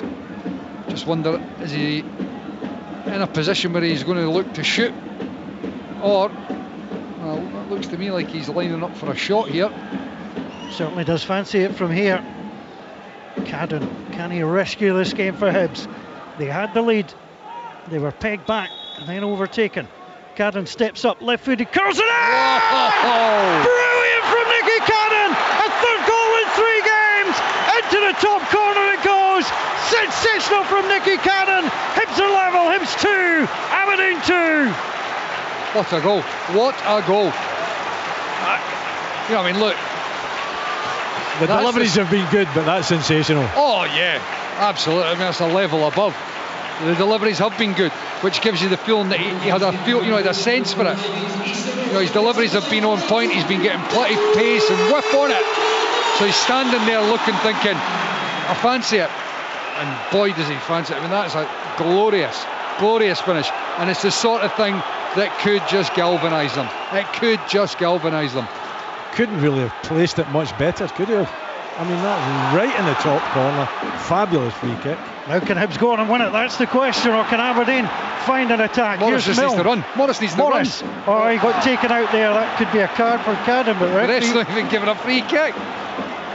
Well, again, it's what you see. The ball is back with Jordan Smith. He plays the ball out wide. 2 apiece at Pittodrie last season in a cracking game. 2 apiece in the first meeting of the season between these sides. This season in Easter Road, they'll play again the 21st of December. Here comes Martin Boyle. Boyle trying to get his way through. He's being forced backwards though by Nielsen. And then going in there with Sockler. Sockler wins the ball. Nielsen has it. Nielsen reads Campbell. Campbell slams him to the ground. And referee is, I think, trying to go to his pocket to give a card, but then decides that Aberdeen are moving it quickly. Let's not bother. Here's Mackenzie. Plays it out wide. Frenetic finish to this one. 3 additional minutes of the 6 to be played. Hibs 2, Aberdeen 2. What an exciting night at Easter Road. Ball is back with Mitov. Mitov takes a touch in the D. Now sends it long. Bushiri looks for it. Comes running off the side of the head. It's on to Cadden. What a free kick he scored. The ball comes down, touched away by Gale. Malloy almost invited Boyle forward. Spirals that through the middle. Sockler goes in there. Can't get there, almost falls for Cadden at the edge of the area. Well, happy to see that ball go out wide. And it's just knocked away by Nicky Cadden. Well, David Gray threw on the extra attacker. Tried to make something happen. Bushiri is down and is saying going to require some attention. Well, it's not let us down this fixture, will it? No, it hasn't. It's been an exciting encounter, hasn't it? It's swung from one side to the other. A lot of energy. Both teams having spells where they've been on top as well. When you look back on it, probably quite an even game. And the 2-2, it's kind of a fully reflects that situation. You just wonder if someone's got something special left in them to actually take the full 3 points. 20 goals now in the last 5 meetings of these sides on this ground as the ball gets sent out wide onto Milne. Milne pressured by Eli Johan, gets it across onto Morris. Morris now is going to attack the byline. Oh, he's past Cadden, he's inside the area, he clips it across, chance! Oh! Esther Sockler has won it for Aberdeen with an overhead kick into the back of the net with a bicycle kick, and Aberdeen celebrate. It's heartache for Hibernian, but Aberdeen will win at Easter Road. Oh, it's quite sensational though, isn't it? Cadden can do nothing about Morris. That pace that he's got, that directness down to that byline, and then he looks up and he delivers it absolutely. Well, perhaps a little bit behind Sockler. Perfect with overhead kick. Unbelievable finish with that scissors kick into the back of the net. Smith gets a little hand to it, but the pace of it just takes it past the goalkeeper. But it's sensational. What a game we've had. What a finish to this game. I'm thinking, could galvanise Hibs. That could just stake through the heart stuff. That could that be? I'd want to see a replay, but I'm just wondering, could the keeper have done better? I think it's too much power. Do you think so? Yeah, I think he almost gets a hand to it, but I think it's hammered almost right at him. I think I'm still questioning whether, I'm not sure, Cadden steps across. He tries to block him. He tries to block him. I mean, look, one, it shows you the importance and the sheer brilliance of having that pace to come onto the park. It is so devastating. Hibs are throwing everything forward here. It might fall for Rocky Bushiri. Inside the box on Taylor Yuan. Into the middle, the header across. Bushiri! Rocky Bushiri with his first goal for Hibs. And somehow Hibs are level. What an extra time we've had between these two. The additional time played at Easter Road. And if you want an unlikely hero, Hibs have one. Rocky Bushiri scores for the first time. Hibs 3, Aberdeen 3. That's horrific defending, by the way. Horrific defending for Aberdeen. You're just like thinking, how? Where's the gaps that are in the back line there? Down this right-hand side, first they didn't win the initial ball, but the ball's breaking and you're thinking, where are they? Where? For Hibs though, I just talked about the goal that was not even. Which one was it? Listen, just lap it up.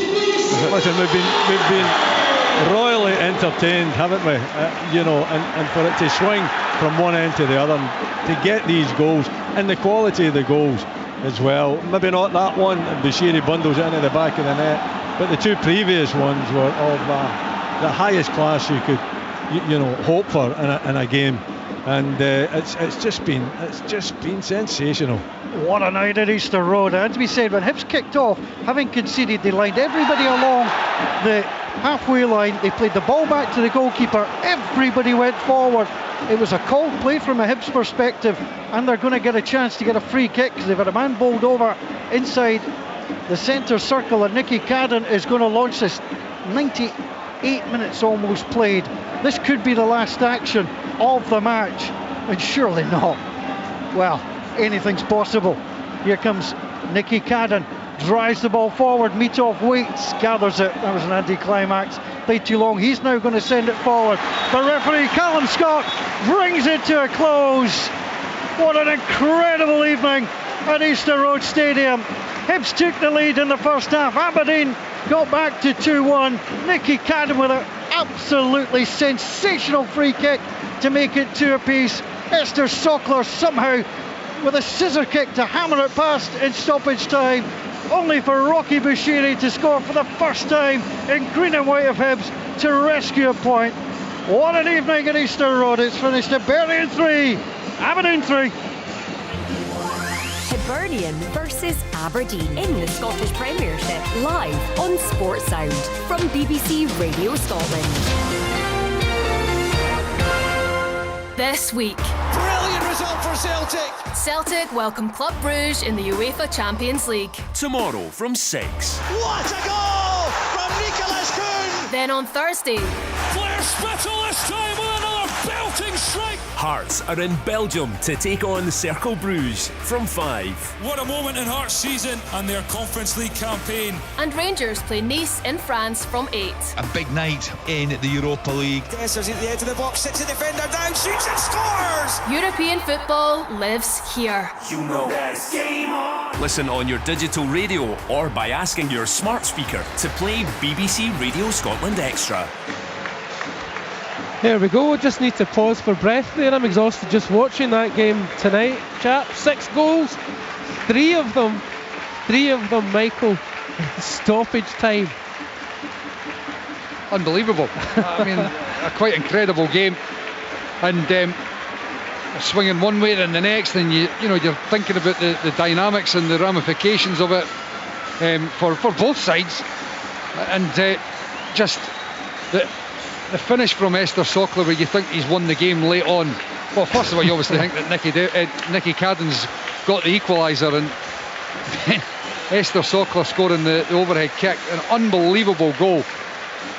And it just at that moment felt like stake through the heart for Hibs, and they're going to lose this game. Found some way to lose it, but bundled it over the line, and the fans have obviously reacted. I think they can come off the park there, and the supporters have got a sense and a feeling that actually there is a bit of life about the team.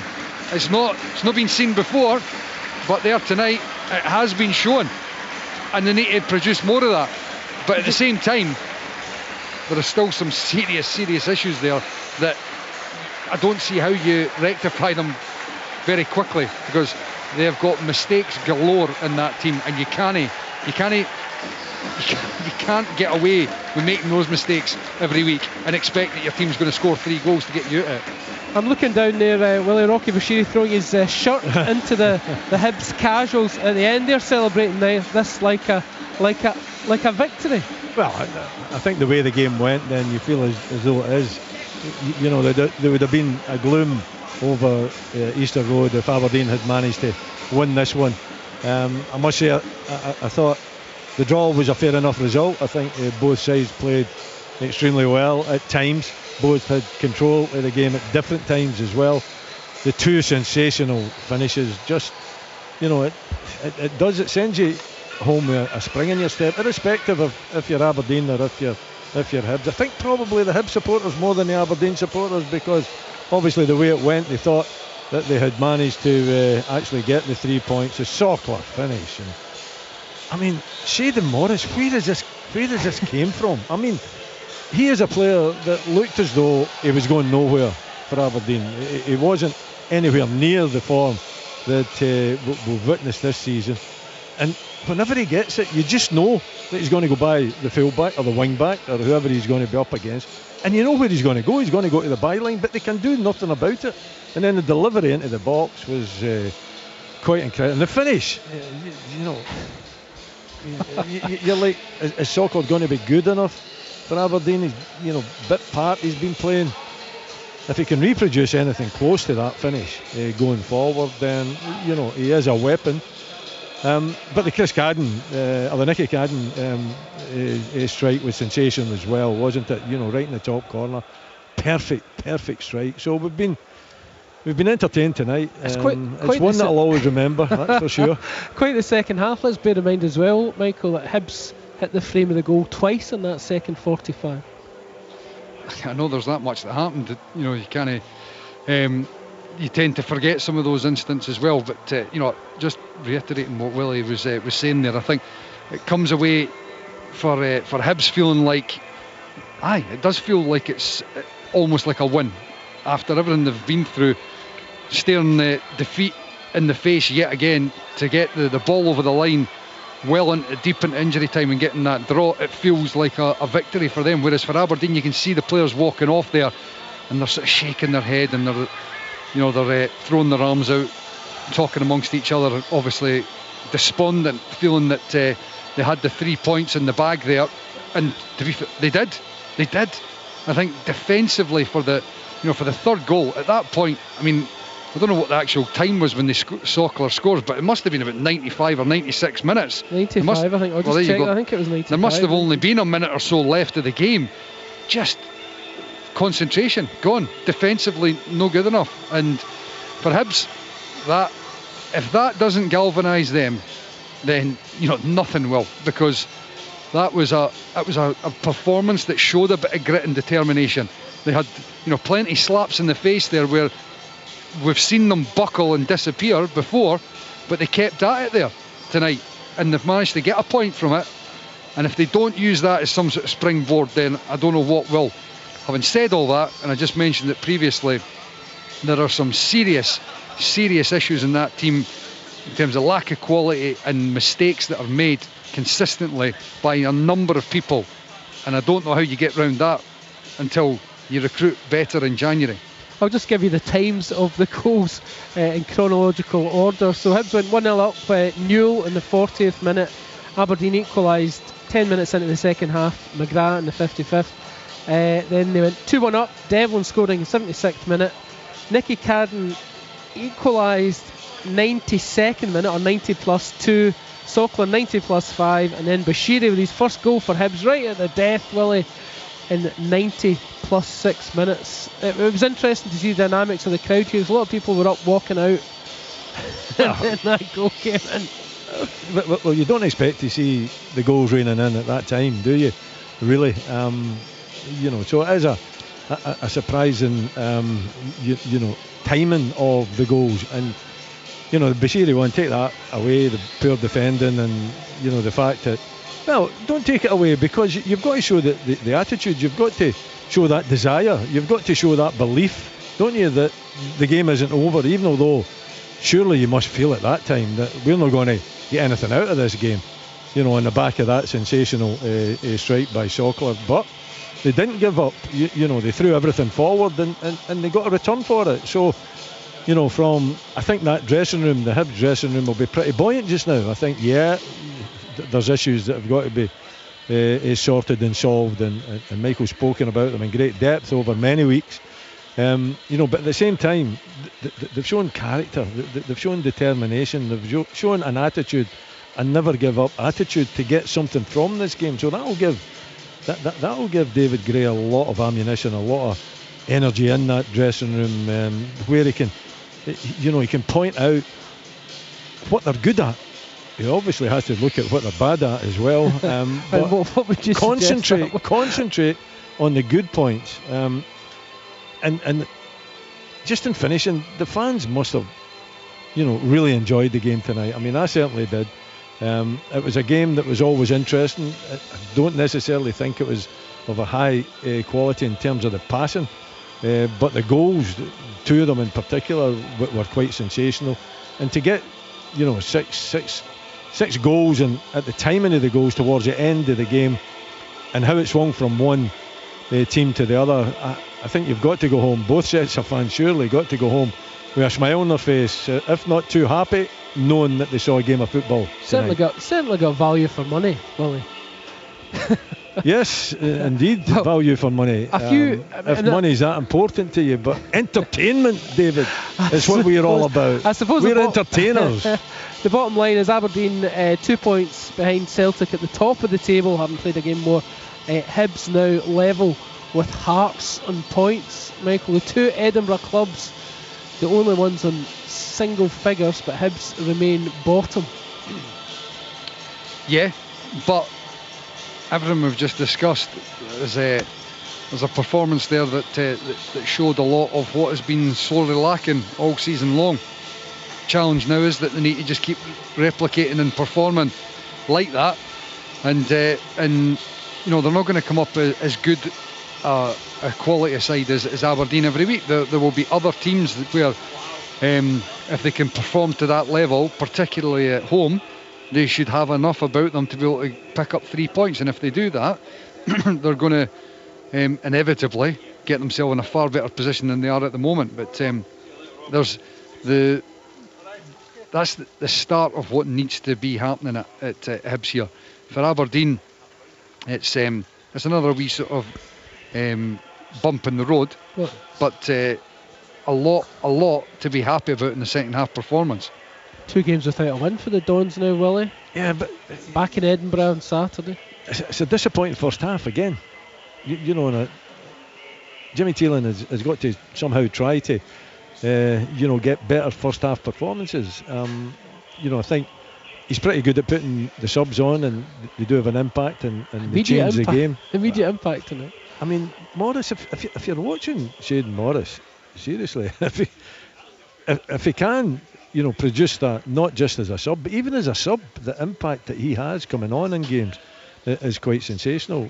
You would think that other clubs would be looking at him, perhaps. I'm not too sure about his contract situation, because I've never thought he was that important to Aberdeen until this season. But he has changed, so many games where he's come on as an impact substitute. But the first half wasn't good for Aberdeen. I thought Hibs showed, a lot of good stuff in the first half, fell away in the second, but both teams showed a lot of character, a never say die attitude from both sets of players. So in a way, I suppose both managers will be happy with the performance, and perhaps the result as well. I thought it was a fair result. I thought it was an even game. I don't think any of the managers can complain that they should have had the full points, and there's a lot to be pleased about from both David Gray and Jimmy Tillene.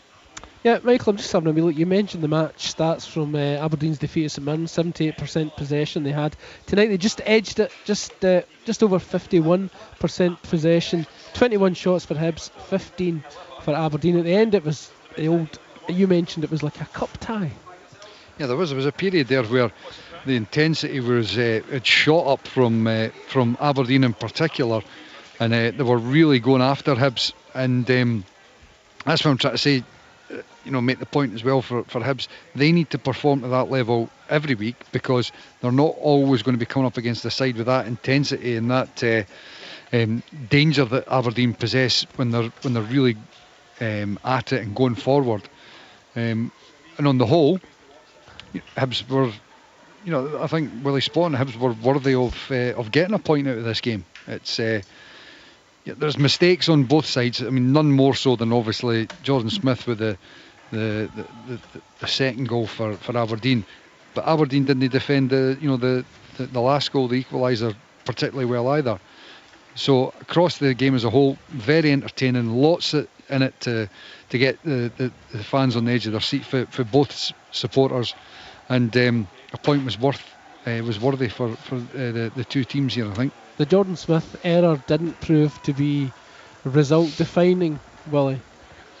Well, you could say that, but then again, you know, it was, because if he hadn't made that mistake, then Aberdeen wouldn't have scored. So, you know, and you don't know how the game would have went after that. But listen, both goalkeepers looked, you know, suspect with cross balls tonight. Is that something you've noticed in Mitov before? No, not really.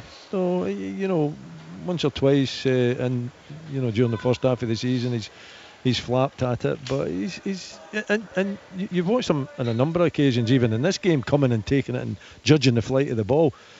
I think both of them get caught up. You know, they get a little bit anxious when there's players round about them, and they make the decision to go when the decision isn't really there, instead of just, you know, concentrating on the flight of the ball, making sure that they're getting their hands on the flight of the ball. So I thought both goalkeepers were suspect, but obviously Jordan Smith, the error he made, because it was weak, wasn't it? He got a fist on it, but it's a weak fist. You know, it's not really. But when you're coming out, you need to make sure that you're taking everything with you, and if there's a body in front of you, you're taking that body as well, even if it's your own player, and you're making sure that you're clearing that ball. But hey, Mick, you know, Nicky Devlin, he showed great calmness, didn't he? He showed composure and just clipping it over, because there was at least one Hibs player in the goal line, and he managed to get it over the goalkeeper and that Hibs player to see it nestle on the back of the net. Well, I think I mentioned before the match that 45% of goals conceded by Hibs were lost in the last 15 minutes. Tonight, 66% of them were lost in the last 15 minutes. And I suppose one of the questions we posed at the beginning of the game at half-time was, could Hibs hold on to their lead? Yet again, they've proven that they can, but the circumstances tonight, very different. Yeah, very different. I mean, look, obviously at half-time we're talking about keep a clean sheet and you win the game.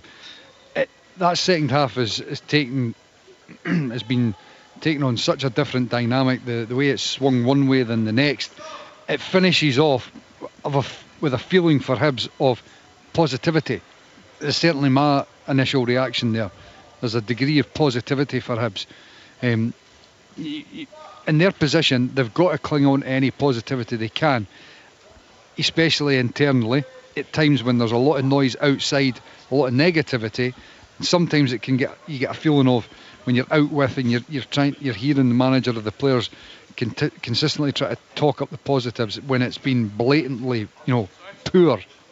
Today, I think, and tonight, there's something there for them genuinely, along with the supporters, to look at and point towards and say, that was positive. There's something there to build upon. The key is, next game, Motherwell away, they've got to front up and perform again. You know, in Hibs' position, obviously they need points, they need to get wins. But even if they lose a game, they need to show a performance like that. And losing the game's no great, knowing the position they're in at all. But if the fans can see performances like that, then they'll feel like wins are going to come. Up until tonight, I've not seen a performance like that from Hibs previously. It gives the fans a bit of belief, doesn't it? It allows the fans, you know, some time just to settle down and stop thinking about how poor their side is, and it has been a poor season for them. And it gives them hope as well. They see that performance, they see that energy, that grit, that determination. It's hugely important. Yeah, the football is important. You want to see nice football, you want to see sensational goals, but you want to see the other side of it as well.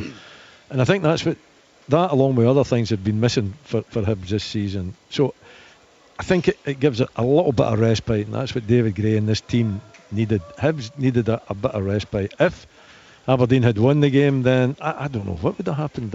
You know, you're looking at it and you're saying, well, you know, is it, are the directors going to stick with the manager, or are they going to twist and move him on? Because you can have these statements coming for the board. They mean nothing. They absolutely mean nothing. That you're going to stick with the manager and you give him a vote of confidence. You know, what they have to do is stay quiet and give him as much support as they possibly can. But when things are looking, as bad as they have been looking for Hibs, you know that pressure is going to, and you need something. You need something to give the directors, the fans, a little bit of respite and a little bit of hope. The manager's got that as well. He can come out tonight and he can praise his players for never giving up and having a good performance. And I think Jimmy Tilleen can do the same as well. I think Aberdeen, poor in the first half, but much better in the second half. So I think both managers can be positive about tonight's game, although not be happy with it because they both had the victory in their grasp. You say Hibs looking for a bit of respite. They got one game a week for a wee while, and then the festive fixtures begin to kick in, and it's a busy schedule for all the teams. Before the festive fixtures kick in, Hibs are away to Motherwell, then away to Celtic, haven't won on the road yet, then they're home to Ross County, then they're away to Aberdeen and Hearts. That's the Hearts away game on Boxing Day. It's a hectic schedule, and Willie's right, as he so often is, always is, Mikey, that they really had to get something tonight. I mean, yes, definitely. And it gives a little bit of hope and belief to the players, the fans, everyone connected to the club. But the weekend quickly comes round and it needs to be there again. And I'm telling you, the manager has got a monumental decision to make. Yeah. Who does he put in goals? I mean, honestly. And by the way, there's no right or wrong answer here, because neither of them are going to be filling you full of confidence. And this is the fundamental flaw in it all, and this is where I've had a lot of sympathy for David Gray to a great extent in it all. There's a lot of players there, they're not good enough, plain and simple. And Willie will tell you, if you're going to have, and we're talking about success here, and success for Hibs now is just avoiding, the relegation. But if you're going to have any sort of success as a team, you need to build a strong backline. You need a spine to build from. And Hibs, for a number of years, have not been good enough defensively. They've had a keeper in David Marshall for a number of years, obviously coming towards the end of his career, but a good keeper. But at the latter stages of his career, Hibs need to get a goalkeeper and two centre-halves pronto if they're going to have any hope of getting up the table. And at the moment, they don't have that. And until they have that, they need to just fight, scrape, bundle the ball over the line. They need to just do anything to try to get points, which with points buys them a wee bit of time to get through, and then they need to recruit properly, because there's only so much you can do with some of these players that aren't to the level that's required. Sorry to interrupt you again, but this is what infuriates me with some people that are involved in recruitment. Talking to John McGinn yesterday, right? If you look back at his team, that when he came to the Hibs, when they were relegated and they were in the Championship, and you look at the season previously when they got relegated, and this is like warped and illogical thinking. And I think everybody, if you look at those two squads between the two seasons, the squad they had when they got relegated and then the squad they had in the Championship, it was night and day. The squad that they had in the Championship, and this was over, one or two transfer windows, was far superior. And a lot of them were Scottish players, guys that knew the league, and they were young and they were hungry. Hibs, in this last 4 or 5 years, have gone so off tangent and brought in players from all over the place, and invariably they're no good enough. There are domestic players here that would walk into that Hibs team and make them infinitely better, and they need to find their identity again, and that comes down to proper recruitment. That's not going to happen in one transfer window, is it? No. You're talking long term there, Michael. Yes. Yes and no. It needs to start in one window. It's where do they turn to make these decisions as well? I mean, the decisions have been made in the past about these players coming in that hasn't been good enough. So you've got to have a huge change in the decision-making process and how they actually go about identifying players and getting the right sort of players in. That I mean, I was asked a question maybe about 3 weeks ago, are Hibs in a relegation battle? Well, they are in a relegation battle. I mean, it's plain for everybody to see. And what they've got to do, as Michael says there, is try to build on this point. It is only a point, but there's a lot of good aspects in the game, but some bad aspects as well. But concentrate on that and try to build on it to get yourself slowly out of the relegation trouble that they're in. Have you seen enough tonight to suggest that with this group of players as it stands, there's enough there to get them out of that relegation dogfight? I haven't seen enough of them in the flesh, and I think it's always important to see them, live, to understand their body language and what is actually going wrong. You can watch it on the telly, you can see some of the issues that they've got, but at the same time it's better if you see them live. Tonight it looks as though there's something there to work with. Yeah, I'm not going to say that they're going to shoot up the table, because watching them tonight, I don't think that they're much better than the teams round about them. In fact, I don't think Aberdeen were at their best tonight either, and they would have to improve. But I think it will give David Gray something to work with. This performance, this result, this attitude, this approach, it would give him something to work with in the dressing room and the training field, and it would give the Hibs fan, and the good thing, I suppose, from a Hibs point of view, is that Hearts are down there with them as well. So that does help, believe it or not. If Hearts were up where Aberdeen was, and you can imagine what the mood would be if you're a Hibs fan. So although that's a negative aspect in the game, I think there was enough positive aspects for David Gray to work on over the coming weeks. But there's still room for huge improvements. And as Michael says, if they're going out into the transfer window, which we think they would have to do when it opens, to bring fresh blood in, then they'll have to try and get it right. Aberdeen, Willie, that's them away from home now. They've played 6 games, won 3 of them, drawn 2, lost 1. Are you happy with that? Oh, I'm delighted with the season. For goodness sake, David, have you not listened to me over the last 4 or 5 years and seasons and the depression at times that I had to go through, watching what was inadequate performances? No, it's been good this season, and Jimmy Talleen, still work to do, and I've said that even during the good run that they've had, and rubbing shoulders with Celtic at the top of the table as well. There's been performances like tonight where a lot, it hasn't been good, but there has been an awful lot that they've managed to somehow get results and get wins, and it looked very much like that's what they were going to do tonight. The quality's not always been at the highest level, but the results have been very good. Yeah, Michael wasn't particularly happy with Aberdeen's game management towards the end. Willie, you would concur with that?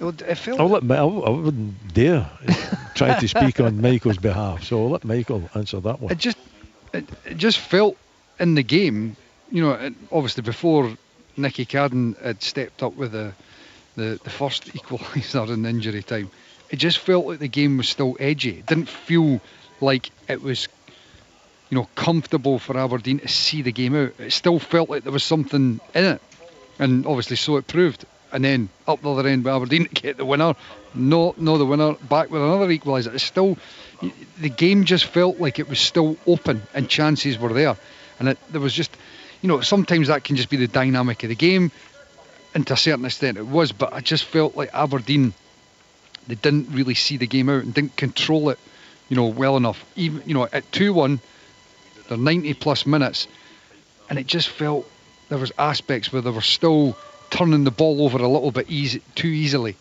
They've got blistering pace from Morris, and it's not like you're trying to attack, but sometimes if you're under that little bit of pressure, just look for that out ball, get into the corner, kill a bit of time, take a bit of heat off. Still felt like it was a bit too open and expansive for Hibs to try and get at them, and I just thought they could have managed it a wee bit better. But I mean, look, ultimately it was from a neutral's perspective, it was a very, very entertaining game. Lots in it, loads of goals, loads of quality, and a few mistakes as well to shake your head at. Tell you what, guys, I'll give you a wee break for a minute or two while I run through tonight's Champions League action. Lots of excitement, lots of goals there as well. And the start off with Slovan Bratislava 2, AC Milan 3, Sparta Prague 0, Atletico Madrid 6, Barcelona 3, Brest 0, Leverkusen 5, RB Salzburg 0, Bayern Munich 1, PSG 0, Inter Milan 1, Leipzig 0, Man City 3, Feyenoord 3, Sporting Lisbon 1, Arsenal 5, and Young Boys 1, Atalanta 6. Celtic will play Young Boys late in the campaign. They've already played Atalanta, finished 0-0. Celtic in action tomorrow at home to Bruges. It looks, Michael, as if a win might be enough. Club Bruges, a win for Celtic over them might be enough to get them in a playoff. Well, I mean, certainly all the Scottish teams at the moment are in a pretty good position in the league stage to look towards the games that are still to come. They look like they're in a very, very good place to be able to get out of the league group stage, and obviously for the coefficient that's fantastic as well. Celtic have been outstanding. They've got a couple of games coming up here that you would on paper look at and say would cement their position. I mean, Celtic are now in that sort of level in the league where they could be looking at potentially forgetting about the playoff. They could be jumping straight into the next knockout stage in the Champions League if they pick up a couple of wins in the next few games. You fancy them for a place in the straight into the knockout round, Willie? Well, Celtic 7 points from 4. Celtic are a very good side. We all know that. In Europe, it's a different challenge, isn't it? But they've got the quality there, and they've had the results so far. So no, it's looking good, as Michael said, for the coefficient and the teams that we still have in Europe. They're all in a very good position. So probably Celtic, I would say, the best opportunity to qualify. But at the same time, I think getting the coefficient up is important. We all know that. And let's hope that the teams we have left in Europe do extremely well. Yeah, tomorrow night Sports Sound's on here at 6 with all the build-up and commentary from Celtic's match against Club Bruges in the Champions League. Then on Thursday, it's European football again with Cercle Bruges versus Hearts. That kicks off at 5:45, and then Nice against Rangers, the latter in Europa League. Cercle Bruges versus Hearts in the Europa Conference League. News from Hearts today, Michael, that Shelley Kerr has been appointed technical development manager at Hearts with responsibility for that transitional phase from youth football to the first team. She's got plenty of experience. A good appointment. Well, I mean, certainly the role itself is a wonderful title, but if it's to navigate getting younger players into the first team, then I'm all for it. I think that the biggest thing for me is, forgetting, creating a role like that. You need a manager that's willing and wanting to put players into the first team. They need to have the vision and the foresight to say, right, we've got X, Y or Z young player coming in. I need to create that space. We're not going to recruit in that position because we need that space for the young players to come through.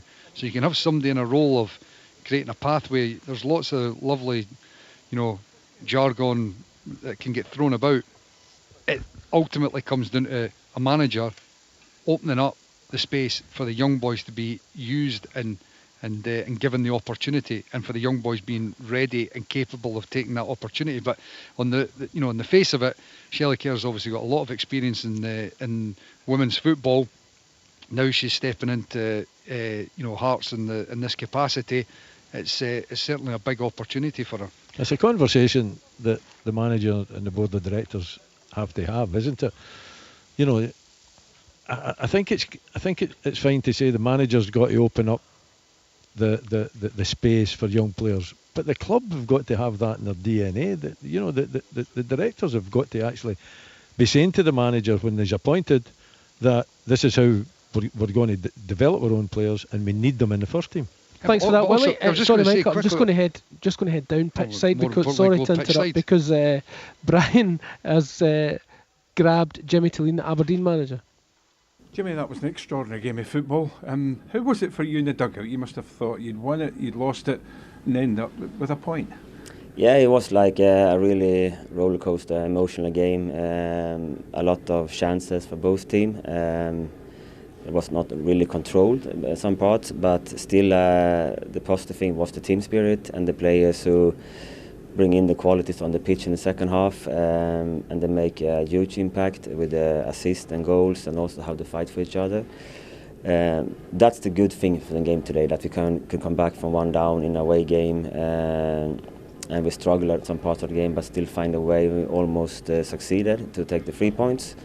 The feeling we had direct after the game, we talk about it in the dressing room, like we make a collective mistake. We have to mature, be ready for this part. The game is not over until it's over, and we had to be much more compact in the last. They pick up, I don't know, so many second balls when they score the last goal. That was tough learning for everyone, but that's football, and we have to learn from that and move on. What did you say to your players at half time? Because there was certainly more spirit about them, more pace about the team in the second period. But I think we are on a journey together now, and to learn to cope with the intensity of the games and be ready and be more focused on some parts, and try to trust the belief we have and the trust identity we have, and we can bring out the best of our players. We have to be more up to running in the first halves. Like sometimes we are a little bit have to be under pressure to bring out the most quality. We have to find a better way to start the game in a better approach. The introduction of Shayden Morris 10 minutes into the second half, it was an immediate impact as well. Was that an area of Hibernian that you'd identified could be an area you could exploit? First of all, Shayden has been good. He has made a really nice progress the whole season. He's growing every time, and he can do it, stretch it longer and longer time now. He has his 1-against-1 quality, and the crosses is top level. And he played, I don't remember, 60 minutes on Saturday, so he's a really explosive player, so we want also to see that he can stay fresh game by game. So his performance has been good. We know that, and we can find this situation 1-against-1 with him. We know he's really dangerous and can help us in a lot of different areas with the crosses. What was going through your head when Hibs had that free kick with just, I think it was only 20 seconds left to go?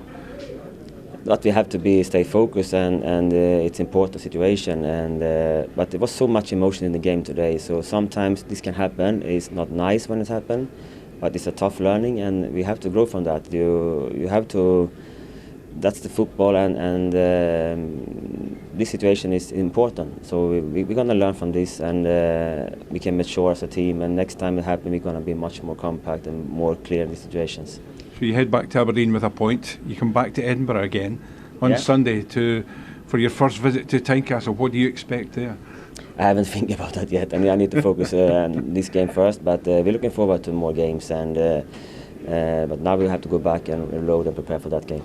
Thanks, Jimmy. Enjoy your time back home. Thank you so much. That was Brian McLaughlin speaking to Aberdeen manager Jimmy Tilleen after the side picked up a point here at Easter Road against Hibernian. 3-3 finished. That was a nice wee exposition there about your man Shayden Morris there, Willie. Well, Brian's got to learn something. Don't ask Jimmy about the game before this game, and certainly don't ask him about the game after the game that you're talking about, because he's not going to talk about it, is he? That's his style. But he doesn't Morris, give much away. But what he doesn't. did give away was he was talking about Shayden Morris, his qualities, his capabilities, and how he uses them. His impact's been unbelievable coming off the bench this season, and the pace that he's got, and the directness that he's shown, which it didn't show last season. He's always had that pace, but it's not been as direct. I think that there has just been some leadership from Jimmy Tilleen, and the advice is, when you get the ball and you get stood up 1v1, you go to that byline, and that's all he does. It's dead simple, and it's so effective. He throws them on half time or just after half time with that instruction: get up against 1v1, up against the fullback, hit the byline, put the cross into the box. And if you can pick out a player, then please do that as well. And he's been sensational. He's been, I would say, the defence have been very good. Maybe not tonight, but the defence have been very good. But Morris, for me, the outfield player, Jamie McGrath's been excellent, but Shayden Morris coming off the bench, he's made such a difference to the Aberdeen team, and he's turned round, he's turned games round, he's turned games that were either going to be lost or drawn into victories. Secret is keep it simple by the sounds of things. Yes, absolutely. I think, Willie was a good point that the defence has been very good. I think Nicky Devlin going off has probably, in that last moment, cost them, because I think his experience, would have just plugged the gap, recognised the danger. Having said that, there's many moments in this game that you could say if, but, and maybe. It's ended up being a wonderful game, 3-3, as we spoke about. Plenty of mistakes that we can talk about, but plenty of moments of real quality as well. Yeah, we'll look at the table at the top there. Celtic 34 points, played 12 games. Aberdeen 32, 9 ahead of Rangers on 23. At the foot of the table, Hearts 9 points, Hibernian 9 points, Hearts -9, Hibernian -10. And on that subject, we can now head back to the pitch side where Brian McLaughlin is speaking to Hibernian manager David Gray. David, how do you start to analyse that just incredible 98 minutes of football? I think it's a bit of a roller coaster, especially second half. One thing I would say is we've been in this position before when you only get a point from the game, but when you go and score right at the very end, almost some of the boys, you feel that the energy in the dressing room at the moment, where we've actually been on the other side to that, you only get a point for it. But one thing I would say is, and what I've just commended the players for there, is there's a lot of questions being asked about the character of the group, and twice we've came back from behind tonight, right to the very end, and managed to rescue a point. And to be fair though, in a game which I firmly believe we deserve to win, we know again we've let ourselves down in certain areas tonight, but the attitude, the desire, the commitment, the togetherness within the dressing room tonight was clear for everyone to see, and I think the performance level was there as well. Cracking goals as well, obviously. Nicky Cadden's being the pick of the bunch, you would say, but Rocky Bashiri probably the most unlikeliest hero tonight for Hibs in rescuing a point. Yeah, delighted for Rocky. I mentioned him after the game, the Dundee game. He's someone who hasn't played anywhere near the minutes he would like. But credit to him as a professional for how he trains every single day. He's not missed a session. He goes away on national duty, fully committed to being the best professional he can, and I'm delighted for him because he fully deserves everything he put in for that. There's been issues this season, obviously, at the back with defensive frailties. They were there again tonight. What was your take on the defence's performance? At times I thought we were good. At the same time, you need to respect the opponent. I thought at times, Aberdeen are very much a threat on the break. I think when they made their changes as well, bringing Morris on, he's got real pace. We've also got players maybe starting to tire towards the end of the game. They haven't had as much minutes in their legs as well. So I think all in all, defensively, we know we still need to improve. It has that's a sort of slight different change of shape as well. Players that haven't played as much together, but I've seen a lot of positive things as well when you see it, when you look at them as an individual. So a lot of positives to take from it. But at the same time, it's only a point from a game where I believe we should have got 3. But it's something we can then build on now. We look quickly towards Motherwell and hopefully we can try and get 3 at the weekend. Difficult night for the goalkeeper though, was it? It will be in reflection because everyone will remember the one he comes for and doesn't get on the end of. I think. He also made some big saves within the game as well. So from that point of view, one thing I would say again, though, just to reiterate, is we've been punished in recent weeks for mistakes, for errors, and never managed to get back into the game. But the big thing I want to take away from the night and make sure the players believe it and keep believing it, which is the togetherness and the attitude to go right to the end when the character has been definitely questioned in recent weeks. The fans behind the goal certainly showed their displeasure at the board at the moment, but they stuck with the team throughout tonight, didn't they? 100%. I think you've seen that right to the very end. Listen, I've said numerous times it's my responsibility to change this, and I fully understand the frustrations for the crowd, for the noise, for the outside, purely because of where we find ourselves. But like you've just said, the crowd were with us right to the very end, and we're going to need them to be there. They were fantastic tonight, staying right to the end, getting us over the line in every game we've got moving forward. When you're in a position we're in, we're all in it together, and we really need to stick together and really need them behind us to make sure they drive us over the line because they play such a big part, and you've seen that at the end of the game. Does it still feel like a win? In some way? I think we need to be positive, of course, because of the way the game finished. As I've already said, we've been on the receiving end of this too many times. So from that point of view, it's certainly something to build on, and we need to be positive because of the amount of effort and commitment that everyone's putting into it at the moment. And if we can keep delivering performance levels like that, tidy up in the areas which we know, I know we'll turn this around quickly. And Motherwell, of course, on Saturday is your next opportunity to do so. It is. It'll be a real difficult game, though. You know, they're a team that have started the season really well. It'll be a real difficult test. They're very well coached. You know, they're very well organised. So 3 games in a week, we need to recover quickly. The boys, especially playing with 10 men, a lot of minutes into legs there. So we need to recover quickly. The boys need to be ready to step up and all stick together again. Finally, sleep better tonight? Probably not, but we'll keep going again. Thanks, David. Well done. Thank you. Cheers. That's Brian McLaughlin speaking to David Gray, the Hibs manager, after tonight's match at Easter Road. Michael, something to build on, David Gray says. Yeah, absolutely. Look, I completely understand everything he said there, and I think he's spot on. He needs to focus on the positives. And privately, he's fully aware, obviously, of the things that need to get brushed up on. Definitely a lot better for Hibs there.